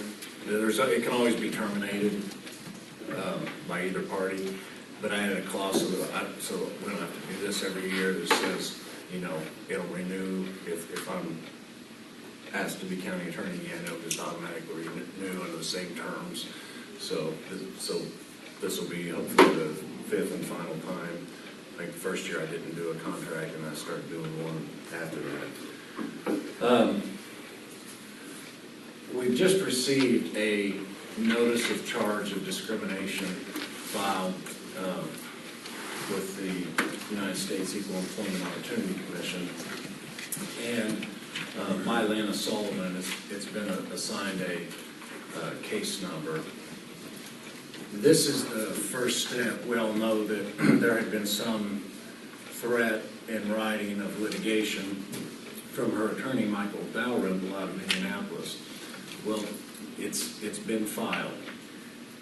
The way this works is once a charging party files a complaint of discrimination, they have to assert what's called a prima facie case. They have to meet all the elements. And in this case, she's saying there was a violation of her equal employment rights due to her sex, and also a violation of the Equal Pay Act. After a charging party asserts that, and they do have to go through the EEOC first as exhausting their administrative remedies, the responding party, and it's my understanding that the Growth Partnership, the city, and the county are all three responding parties. The responding party has to file a position statement with the EEOC. And this only gives us until February 15th to file a position statement. And in that, basically what we do is we say any decision complained of was a legitimate, non-discriminatory reason. If there was a legitimate basis that wasn't discriminatory for why we took certain actions that were taken as an employer. And then the charging party will then argue that that was a pretext. Okay. I have done this in a previous life before moving to Salem, but under the circumstances, because it's Lana, I really would like it to be handled by an outside attorney from this point, at the point that it becomes an official charge. So I contacted our insurance company, and it seems that they're not sure at this point. I'll know probably by Wednesday whether or not this is something that would trigger a defense requirement on the part of the insurer. Typically, exposure to damages is something that causes a coverage. And because the EEOC technically does not have the legal authority to impose monetary damages on someone, historically, insurers took the position that that was not an event for which they had an obligation to defend. Since that time, he says that insurance policies have been, the language on that endorsement has been rewritten to allow for it. He doesn't know, without pulling our policy, to know whether or not we have the old type of policy or the new type of policy, but he promised to look at that as soon as possible and get back with me. If they determine that they don't have an obligation to hire defense counsel, I would like you guys, and I won't know that till tomorrow at the earliest, I would like, because of the due date, we need to get someone in contact with the EEOC and get working on this as soon as possible. And I think it should be handled by legal counsel. And I would like, I know all kinds of attorneys who do this kind of work, and I know an attorney in particular in Indianapolis that works with Trident, who I've worked with in the past, for Washington County, who could handle this. And I just assume, since he's already one of their approved counsel, go ahead and contact him, recognizing that if they decline the defense at this point until there's actual in-court litigation, that we would be paying for it out of our legal budget. But I think that's the right thing to do. And I'm just asking for your authority to make a decision to go ahead and send this on to other defense counsels to respond. You want a motion then to go ahead with that, Tom? Yeah. I'll make that in form of a motion. Second. Okay, motion's been made and second. We go ahead and give Tom the authority to go ahead and pass that along to another attorney. Probably the one that works with Trident in Indianapolis, but we'll let Tom make that decision. All those in favor, raise your right hand. I appreciate that.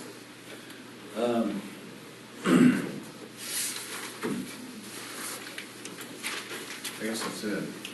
Do we need to, I'm assuming we need to vote on your contract? Yeah, go ahead. Basically, I'm sure we want it. You already made that decision. We already made that decision. He's already appointed. Okay.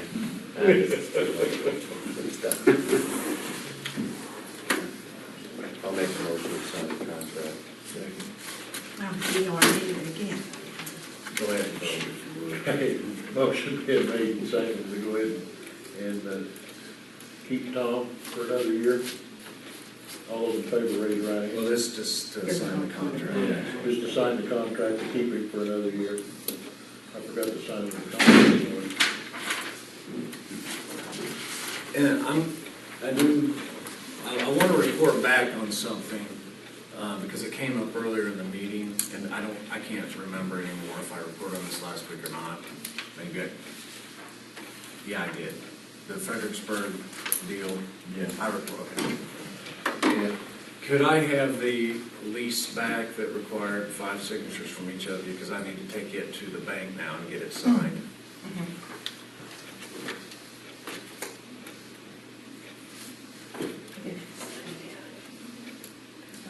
I didn't have to sign it, did I, Tom? I think so. Well, if you do, I'll let you, I'll go through it when I sit down with mine. I didn't look at it. No. Is that it, Tom? That's it. Okay, John? Okay, I wanted to update you. I attended the county council meeting yesterday, and there was discussion on how we're going to try to get the park, the accounts that are in the red. And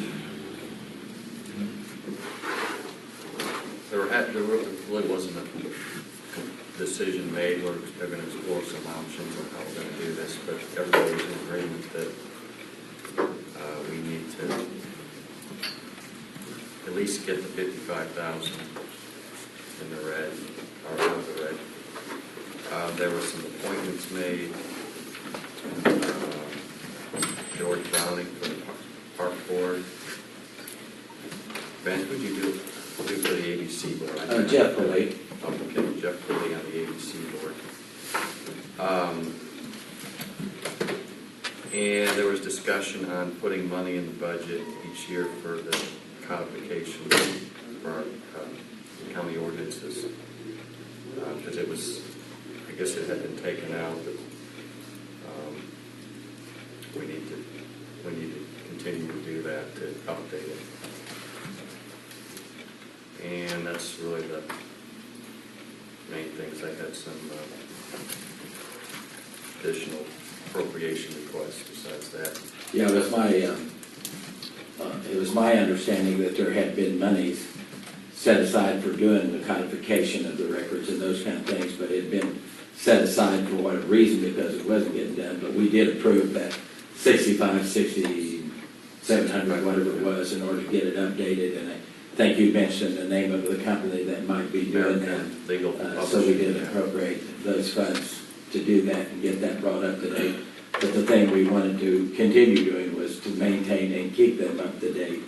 Your ordinance up to date instead of just letting it pile up and not keep it current. So that was the reason we talked about putting it back in come budget time and talking about it. Who asked for additional appropriation? I thought you guys had asked for an additional appropriation out of rainy fund to pay for doing it. Oh, That's kind I of missed the move, yeah. Tom brought that up, yeah, we would have done it. We did that. Was there more than that? When I filled out there was an entire questionnaire they sent me after I sent everything off to them. And one of them was pick a time period for updating. And I think I put down 1 year, just once a year instead of every 6 But months or whatever. I think on our deal was just asking to have the funds appropriated In for rainy advance, funds. yeah. To get it updated now, Yeah, was the yeah. thoughts of the council that we might want to Well, do John that. said additional appropriation. I want to make sure that wasn't more Well, than that. we was reappropriating from rainy day fund Right, to right. take care of this, Okay. if that's better. I can handle that. Yeah. Yeah. The Delaney Park issue. I understand, the red amount is $141,000. It's 148 of the last financial. 148,000. And kind of what we discussed yesterday, Dave, bring you up to date. I believe the way this worked out, Mark's going to go back because there is a tax rate slot for that 5,500. We're not saying we're doing this, we're looking at all avenues, but right now that line item has a 0 in it, and we're looking at what it would take to just raise enough funds to cover that 55 to wipe that out. Then we're looking at some other avenues as to how to take care of that non-reverting fund, as how to do that. And that's still just a little bit in limbo about how we would like to approach that. Of course, John was there and kind of knows that we're going to go back and take a look at. And we had been presented a financial yesterday, which I want to review a little bit more in some details before I get too in-depth in some kind of discussion on that as to how, what we really made, what they really turned as a profit last year versus what was shown at the end of the line. So there's some areas there that we just need to address and kind of work ourselves through to see where we're at. And I know, sitting back here right now, he can bring you up to date on what they're doing, but there's just a lot of good things that mentioned that he was going to be doing additional cabins, this and that. And of course, just trying to look at how we ease that number back down and get back to where we need to be with each year of the budget working Right. to maintain itself there. But that tax rate deal was just kind of to get us through, and then also looking at those salary deals where you got a line item right now for like 90,000 in salaries. Do we maintain that way? Do we go back to the line item, the tax rate to raise that money because we're taking that out of general fund now? There's just several options we were looking at, but nothing said this is the way we're going. So Mark's reviewed a lot of those things for us, and we just want to see where we're at and what we can do. Yeah. All right, sorry. Go ahead, John. Well, that's fine.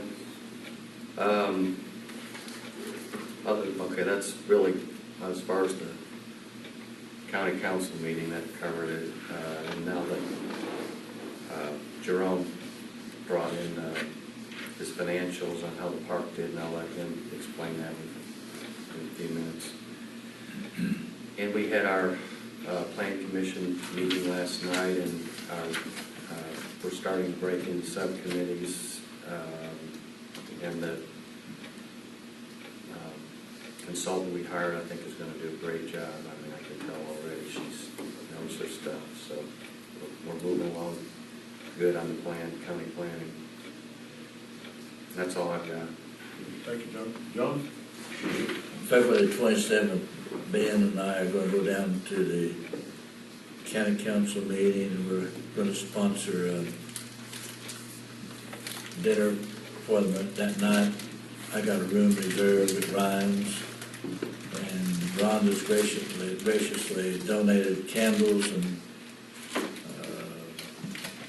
vases to give each one of them. The councilman, the commissioners, and the auditor, Karen Sharman, and the attorney or two shows up that night. And if any of the commissioners, anybody wants to donate, that's fine. Otherwise, Ben and I'll take care of it. That's all I have. I only have one thing. Tony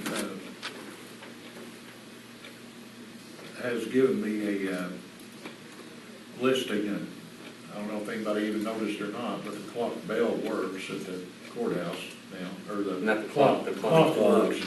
The clock works, the bell doesn't. Right. Okay, but the clock does work. Tony gave me some information on getting the bell tower reinforced and fixed, and he's got a claim here that he turned in. Sarah brought it over. It cost us roughly $397.88. Now that's reinforcement and all that, angle iron, $300 worth, and the rest is just minor stuff from True Value to do it on. But he gave that over there. If you want him to go ahead and This is pursue for the this. bell? This is for the bell The tower bell? itself, yeah. The bell was not working at this point in time, is that right? Said that's cracking. The clock works, the The bell clock doesn't. works. Yeah, but the bell Bell hasn't doesn't. rang, and Right. I thought I always had a crack in it, though. It did, the crack's been there for years. Yeah. This is angle iron and things to keep the bell from dropping down through Oh. the whole thing. This is a reinforcement, and then we can get the bell to working. It'll work without falling, you know, because it's really kind of dilapidated up there to where you can't really, So he knows what he's doing there, I he hope. knows what he's doing. So here's all the stuff that he needs to get to take care of it. But there's Well, now, plenty. that would come out of what? The Cume Cap? June 10th. I'll make a motion. Second. Okay, motion been made, we go ahead and Tony, go ahead and work on this project. On this, all those in favor, raise your right hand. Pose same sign. Okay. There you go.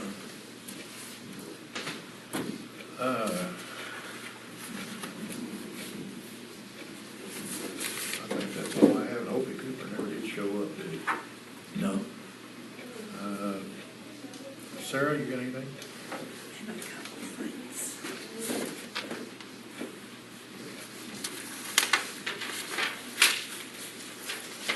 One thing is I have remembered last meeting, Tom, when Alice came in from the tax deed or asked about that property to give to the town of New Pekin.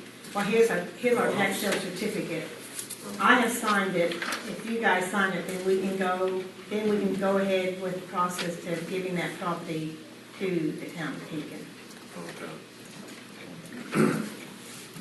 I'm not familiar with this, but apparently it's just a rundown property that's Right. owned by a trust that's defunct and insolvent. You guys sign that too. And I think they just want to clean it up. Didn't we already? By the board of Did we Commissioners, vote sign to that. sign that, didn't No we? sign. And that's it. She just came That's in it. and wanted no official action, told us that she was just apprising Ah. us of what's going on. Oh, I guess he left. I got No. something. No, this is all. Yeah, but that's something you need to sign. Yeah, I'll make a motion. I know, but I don't. I'll make a motion that we approve signing the deed over. So glad you made that motion, I'm sorry, son. Now that you signed it. All those in favor, raise your right hand. Um, Well, actually, we approved it all, it just. We didn't. She just told us that she was Yeah. going to do it. That's why, Yeah. and I were just talking about that. I remember she came in, she sat there and she said, I don't want you to take any official action now, I just want to apprise you. what's going Yeah, on." that's right. I guess Bob left. Yes, we did. Okay. He had asked me to bring this over. It's a service agreement for, it's the software where for the internet, where the taxpayers can get on the internet and pull their taxes up and stuff. And that's what this agreement is for that. You want a motion on that? We approved it, that's all. Didn't Well, it's another service agreement, so I mean, we have to do, You know, the signature thing. I hate to, I didn't see him leave. I didn't either. But it's the same thing that we've been doing. Yeah. You can be in one place for too long. I had talked to Bob. Bob probably called all of us on this, didn't he? Did he call you?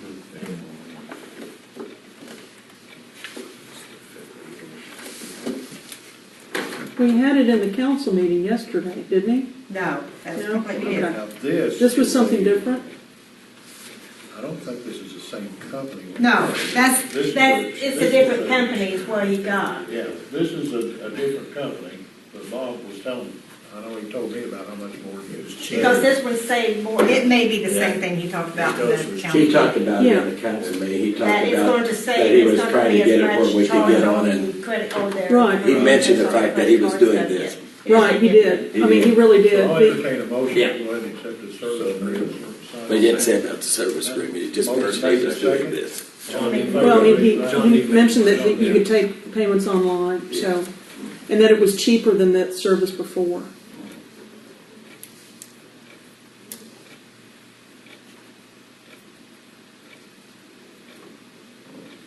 Well, he was still there, I didn't look up, I looked up, oh, he's gone. Trying to see if we all sign I it. would have brought it up. Well, this is, there's just two signed. You want it? Yeah, you sign it. Just me? All right. What else you got? Just claims and payroll then. Entertain a motion to approve the claims and payroll. I'll second. Motion been made and second. All those in favor, raise your right hand. Okay. Anyone in the public have anything to address the board of commissioners? Gerald, come on up.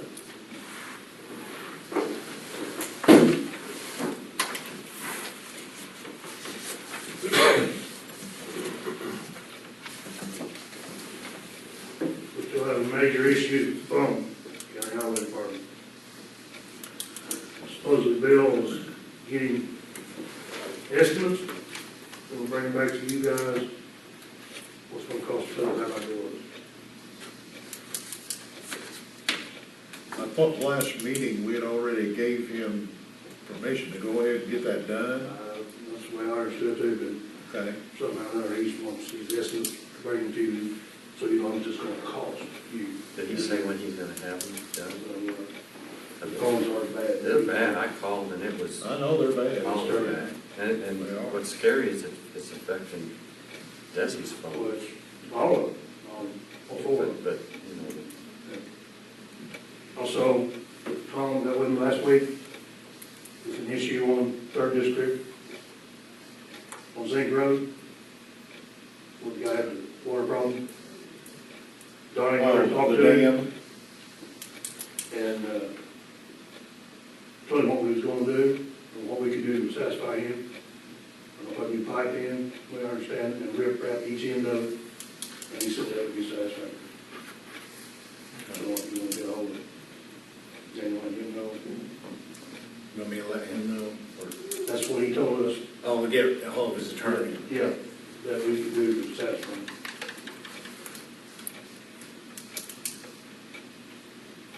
And an update on Rick, week, last week. Staying on fluid. Couldn't breathe very well, they put him on a CPAP. They want some kind of drip, does help him.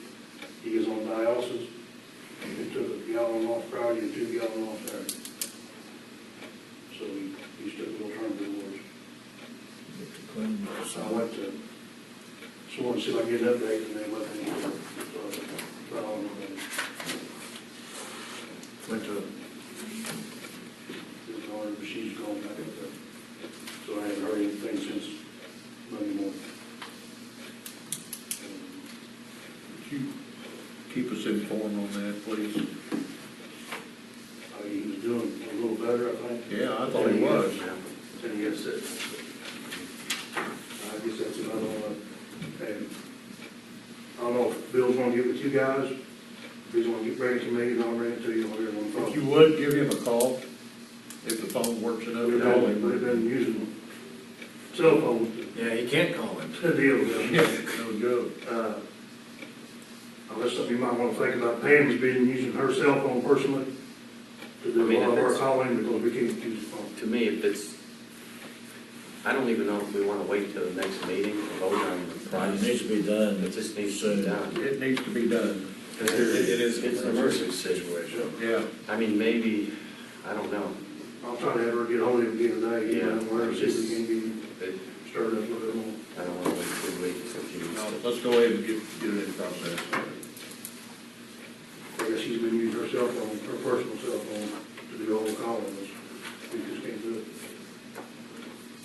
Somebody does try to call, she'll get the number right quick, and she calls them back. You can't call them back. Anything else? Thanks, Gerald. Who else had their hand up? I missed. Well, I got my hand up real quick as well. The amount of money you took from the FEMA fund, how much was that? Wasn't much. 357. What was it? On the angle iron and Yeah, 300 and something. yeah, I'm just trying to keep track of. $397.88. 397.88. Yeah, yeah.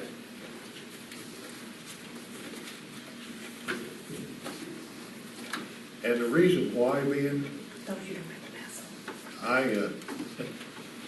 to me, that wasn't, the bell ringing, the clock working was, that needed to be done, but the bell ringing wasn't really high on my priority list. But Sarah said that there's a lot of people complain about that. Yeah.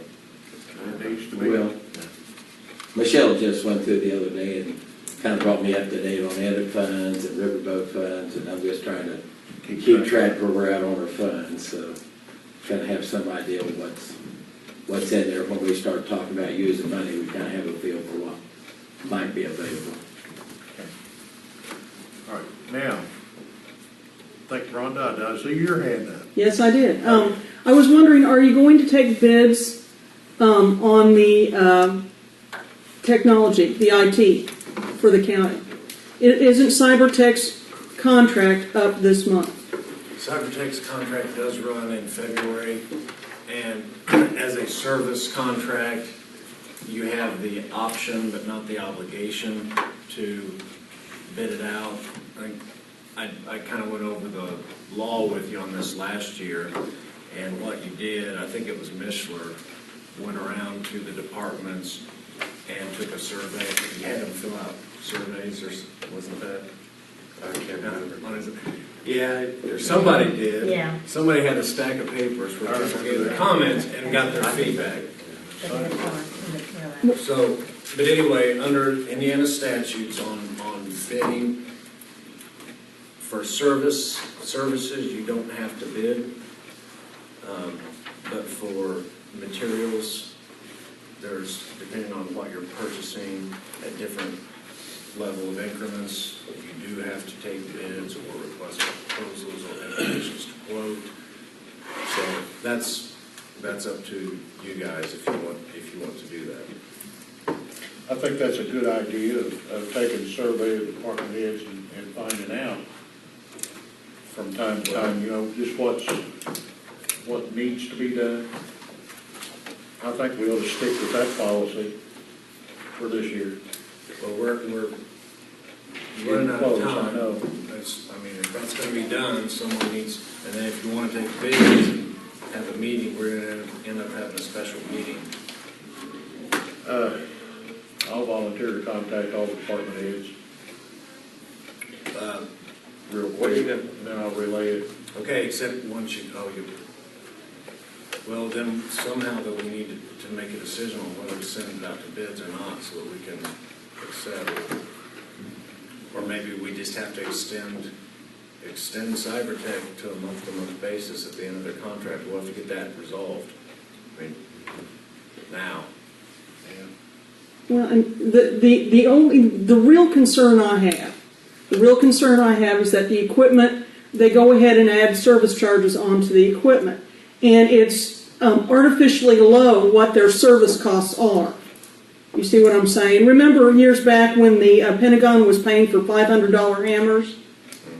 Okay, so it's that kind of situation, and I'm not saying that they're doing anything wrong, but there's no way to really see how much money we're paying them because it's tacked onto the computers and the servers and all of the stuff that they've gotten.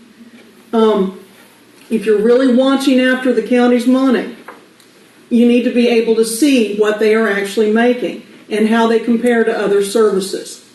And I'm not saying it's just like with the ambulance service. Yes, I believe that we're getting premium service for them and we're not paying a premium price, but we're able to see that. You see, not with Cybertech. We don't really know, you can't really see for sure or get a clear picture of what they are charging the county because the equipment is coming out of everybody's departmental budgets. Okay?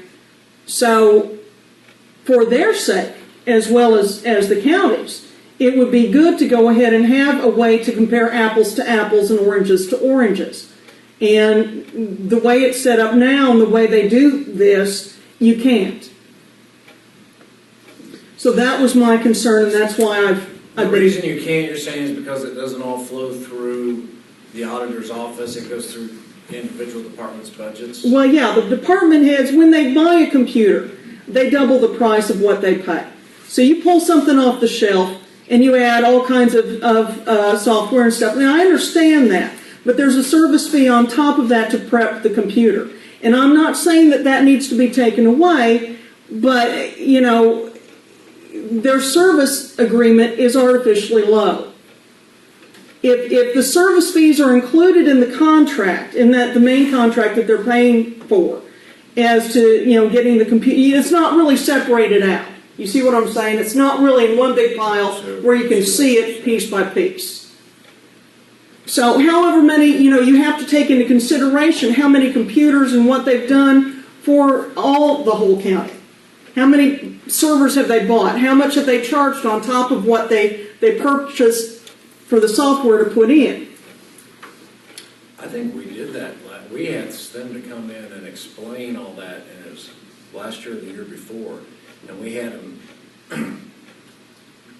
go through the additional charges, because that issue got raised, I think it may have been 2 years ago. Well, I've been bringing it up every time they come in. You know, what is it that you actually did get paid for this? And if it's just bringing the computer up to a professional level, that's $150. That's it. Okay? So, you know, what are they actually, you know, and it may not be, we're looking at appearances right now. You see what I'm saying? We're looking at appearances. And if you can go ahead and talk to the department heads, and their opinion needs to be taken into consideration. But if they're not compared on a professional level with other professional IT people, then we really don't know for sure. And your IT is extremely important. Extremely important to be able to understand what it does, where the leaks could be, how you do all of this. I understand what you're saying. Yeah. I know that, Tom, you're right. A couple of years ago, we had a lot of questions on the service charges versus the equipment and all that. They have a complete breakdown on that, and they brought that before us. And we did see it. You know, we do know what they charge, you know, separately from equipment and all this other stuff, because they present that to us probably anytime we'd ask for it. Yeah, you might start there, you might call them So up and ask. probably we'll ask start them. with that. We'll ask for a complete breakdown and see what it is. But I still want to go ahead and review with all department heads, because I think service on a computer system is a big part of it. Right. You know, Oh, it's good service. I'm not saying, I'm not saying that. I'm just saying that we need to, and just overall, we need to bring everything to a professional level. The appearance of the good old boy system is not really appropriate anymore. Well, I don't Okay. consider them good old boys. Well, the thing of it is, other people can. Yeah, I don't. Well, I mean, and I'm not saying I am either, but they're in danger of not being appropriately considered. You see what I'm saying? Just the same as the other ambulance service coming in and not really having a good way to present their bid. The bids hadn't been, wasn't really appropriate at that time or whatever. Try to bring businesses in on such a professional level that there's no, well, we just like them better. You see what I'm saying? Okay. So, and it doesn't matter to me if you take bids or not. I'm just presenting this. This is something that you'll hear about later on this year. Okay? Okay. All right, anyone else? Jerome, what about you? Right, you're fast before we get out of here.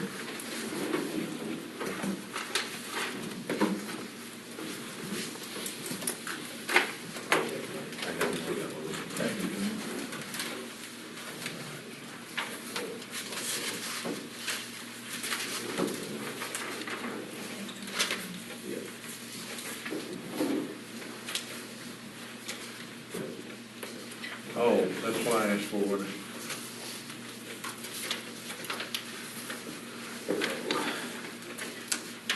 And I think after we reviewed this, Ben, I think she did not include that 90,000 when she done the report. That comes out of the commissioner's budget. Okay. That's not included in this. She just did the non-reverting fund. That's what, that's all that includes. So what did that do to your bottom line, Jerome? Excuse me. Well, I mean, I don't know off the top of my head. I mean, I just thought about that last night. Did you use some of that extra money to fix up cabins and things? Yeah. I mean, you may want to just update this thing to show the work that you did at the park. Right, well, I mean, that's all in there. Now, the cumulative fund, of course, it's not included in this. Yeah. Which fund was not included? The cumulative fund. Okay, okay. It's not, this is just a non-reverting. Right, yes, that's a good one. And if I'd have known what I know now, we would have took more of the money from the cumulative fund to repair, so the repair that we did. But at that point, I didn't know we could do that, so, which we're doing that this year. The county, I want to thank them, they're county highway, they hauled a lot of gravel out there. It was getting in bad shape, and we needed rip wrap, and it was about to take some of the banks away. We're losing a lot of them. Since this wind, the waves is really beat the banks in some of the areas, and it's taking a lot of the ground. So we're trying to, if the ground will ever freeze or get dry enough where they can get back in there to it, and put more rip wrap in there, it'll should stop that. So we are in the process now of redoing 3 cabins, well, actually 4 cabins, that we're getting in bad shape. The windows was falling out of them, and we put new windows and we put new doors in them, and I think people will really be pleased when they have a new cabin. Do you have any big groups reserved for this year? I've got 100 to 120 Boy Scouts coming in next week, or next month, middle of next month. They've already made reservations. They'll be camping for them. Then what I found is, they're from Indianapolis, and what I found is when their parents come down, they see the park, and they come back on their own. That was one of the other groups I did last fall, that several of them made comments and said, we didn't even know this place was here, we'll be back. So, Question on the budget, or on the income statement.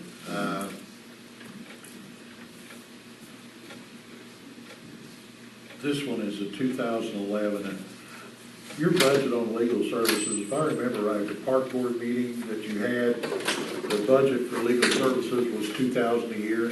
Yeah, that's what it was. Does that sound feasible? I raised it some. Well, I see here you got legal services spent out for legal services, $7,966. We had to, A little out of budget there, aren't we? That was $6,000 of that was accumulated way before. That was a debt that went back, that had been paid up. Well, this was 2010 So we didn't get the bill. in a year. Hmm? This is 1 year, 2010. No, That's what it says. keep going. 2010, and then it goes into 2011. So this was a leftover? Yep. When I came Well, in. wait a minute, Ben, it wasn't that much left over. I think if we check. About $800 from Check it. 2010. When I first come on the council, there was over $6,000, or right at $6,000 that was owed to Drew, that Drew finally billed for and they took care of. That was prior to the beginning of the year 2011. If we check into it, I think you're gonna find out there was some unpaid legal fees. Previous balance was 6304. Yeah, I got some questions on this. Then we had some bills for 2010, just a handful, and then 2011, and it came out to, When did Drew bill you all for that? it came out to $6,272 on top. The previous balance, total payments, was 6304.52, paid it. What sheet are you looking at, Dave? I'm looking at this sheet. Turn around to the back. No, this is the attorney's bill. Huh? I asked for the attorney's Oh, bill. you at got the park board attorney's meeting, bill. So I wanted to Okay. know what, Okay, I'm not looking at that. my concern is, you know, if we're setting a budget for legal fees at $2,000 a year, but we're spending $6,000 a year, we're gonna have a problem. But the problem is, see, I was asked to make the budget in June. That was before we ever got that bill. I had So you didn't even, no clue. so you're just kind of a shot in the dark on the $2,000 budget. Based on. How much was that bill? Did you address that with the county council Yeah. yesterday? And Well, no. How much was that bill that you got in front of you that you're looking at? the previous balance was $6,304.52. But You paid it. That was Yeah. paid. Yes. Then in 2011, When was that 6,000 something paid? do what? When was that paid? That 600 midget job. What hourly? Well, this is all. You made one payment of $3,400 on December the 15th of 2010. You made another payment of January the 5th, 2011 of $2,839.52. That's kind of the Total out to 6,000. $6304.52. That's kind of $6,000, yeah. Huh? That's kind of $6,000. That paid it off. That's how you paid it off. Yeah. Okay? Now, you still got a balance due. No, it's paid. No. It says balance due. That was the bill that he presented us. That's already been paid. But I had to move some funds from another fund to cover that. Now, wait a minute. We got a previous balance here, I don't know 6304.52. about the previous balance. All I know about is. Right here. Yeah. Previous balance, 6304.52. This right here. That's been paid. Yeah, right, please, remember, this was the latest bill that we paid. What was Since this I've one? been here. When I did don't you know. pay this one? I didn't pay that one. It shows it was paid. In 2011. Yeah, Yeah, 1.5. yeah. I didn't So they start- paid this one off. I don't know.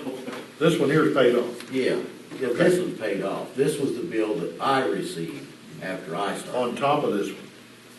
So that bill that you got, the 63, was gone. That's not it. It's $6,272.70. That shows the balance due. But that's already been paid. I mean, it's already processed. Part of that 6,000 was paid, are you saying part of it was paid, you said December 2010, 3,500 or something, and then the rest of it was paid, I'm not. Those payments were already done. The previous balance was already paid on January the 5th, 2011, 6304.52. Okay? Then we still had 6272.70, which you paid this year. Jerome's paid it. So it's all. That was paid in this year. It's paid. Right. But it's not $6,000 worth of services you received this year, is it? No, not 2011. in 2011, before well, it was actually before I started. Yeah, I'm saying this. Yeah. This statement that I got was from January 1 to December 31st, 2011. Right. Stop, we're in 2012. 6272. There was $6,000 paid out last year in 2011. But that one that you're looking at from 2011 may have come out of the 2010 budget. Shows it was paid January the 5th, 2011. Well, that's when he received it. But I don't know when it came. I guess I'd have to look into that because at some point in time. The bottom line is, and what I'm concerned with is, when you set a budget of legal fees for $2,000 and it looks to me like every year you're averaging $6,000. I don't believe that's the think that's case. what's gonna happen this year? I don't believe that's the case right now, but no. I hope not. Because you haven't, there was a time there, in fact, I think you guys even wrote your own contract for the restaurant deal and that kind of deal. So there wasn't a lot of services used. In 2011, I mean, there may have been some, but what I'm saying is even though things were paid in 2011, they were things that was accumulated prior to. Right. I'm just saying there was a 6,000 number thrown around early on in the spring of 2011 that had to be brought up. And the best way to find out is guess the person who generated the bill would be Drew as to when the services were rendered. And those kind of It's things. all. It's reflected in the It's all statement. documented. Here it is. And that's mostly Tom 2011. That's the only thing we need to be cautious about, we don't want to do it. There's a couple of questions on here that we have, and when I say they're on here, it's like our operating expenses. When we looked at it yesterday, we was looking at the fact that we had included the $90,000 wages and stuff, which is actually coming out of Commissioner, the general fund, but it's showing as an expense here in the and I assume this was for non-reverting. It's non-reverting. But it was showing those wages, $90,000 worth of wages being paid out of that, but they actually come out of the commissioner's line item budget with that $90,000 in.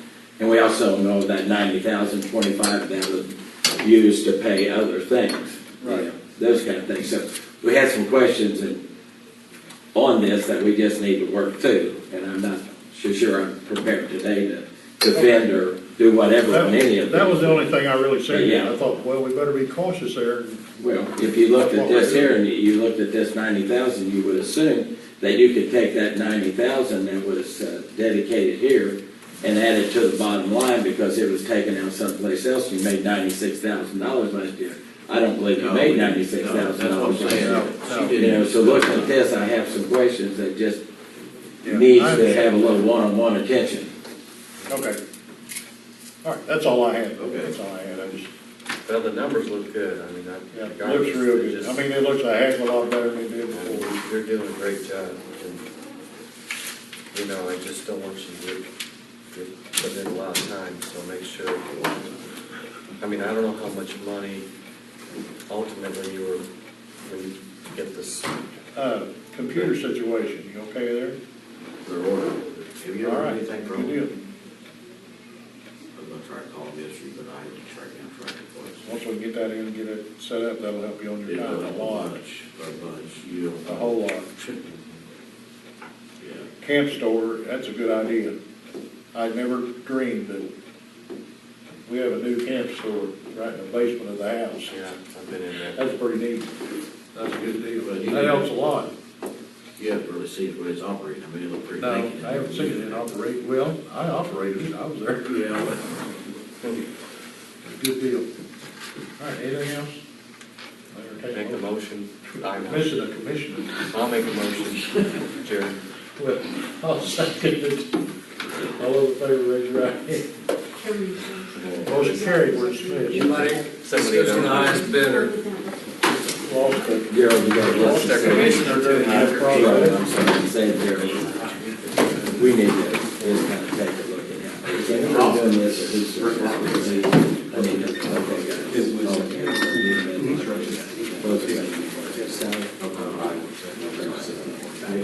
Next week, okay. I know. You gotta keep up with your kids, there's no hope for the rest of the summer. You gotta. Yeah, she's Perfect, right? But what I was looking at.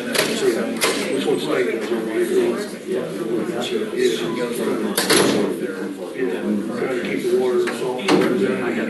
See, that's what I thought. It's like the same. Turn in a bid for fuel on their highway. But I think if you check it. If it hadn't run so long, I probably would have.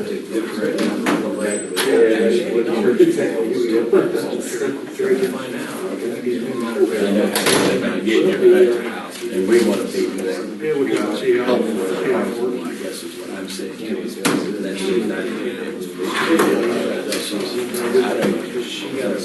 I mean, everybody's running for good answers. Hi. We're waiting for them.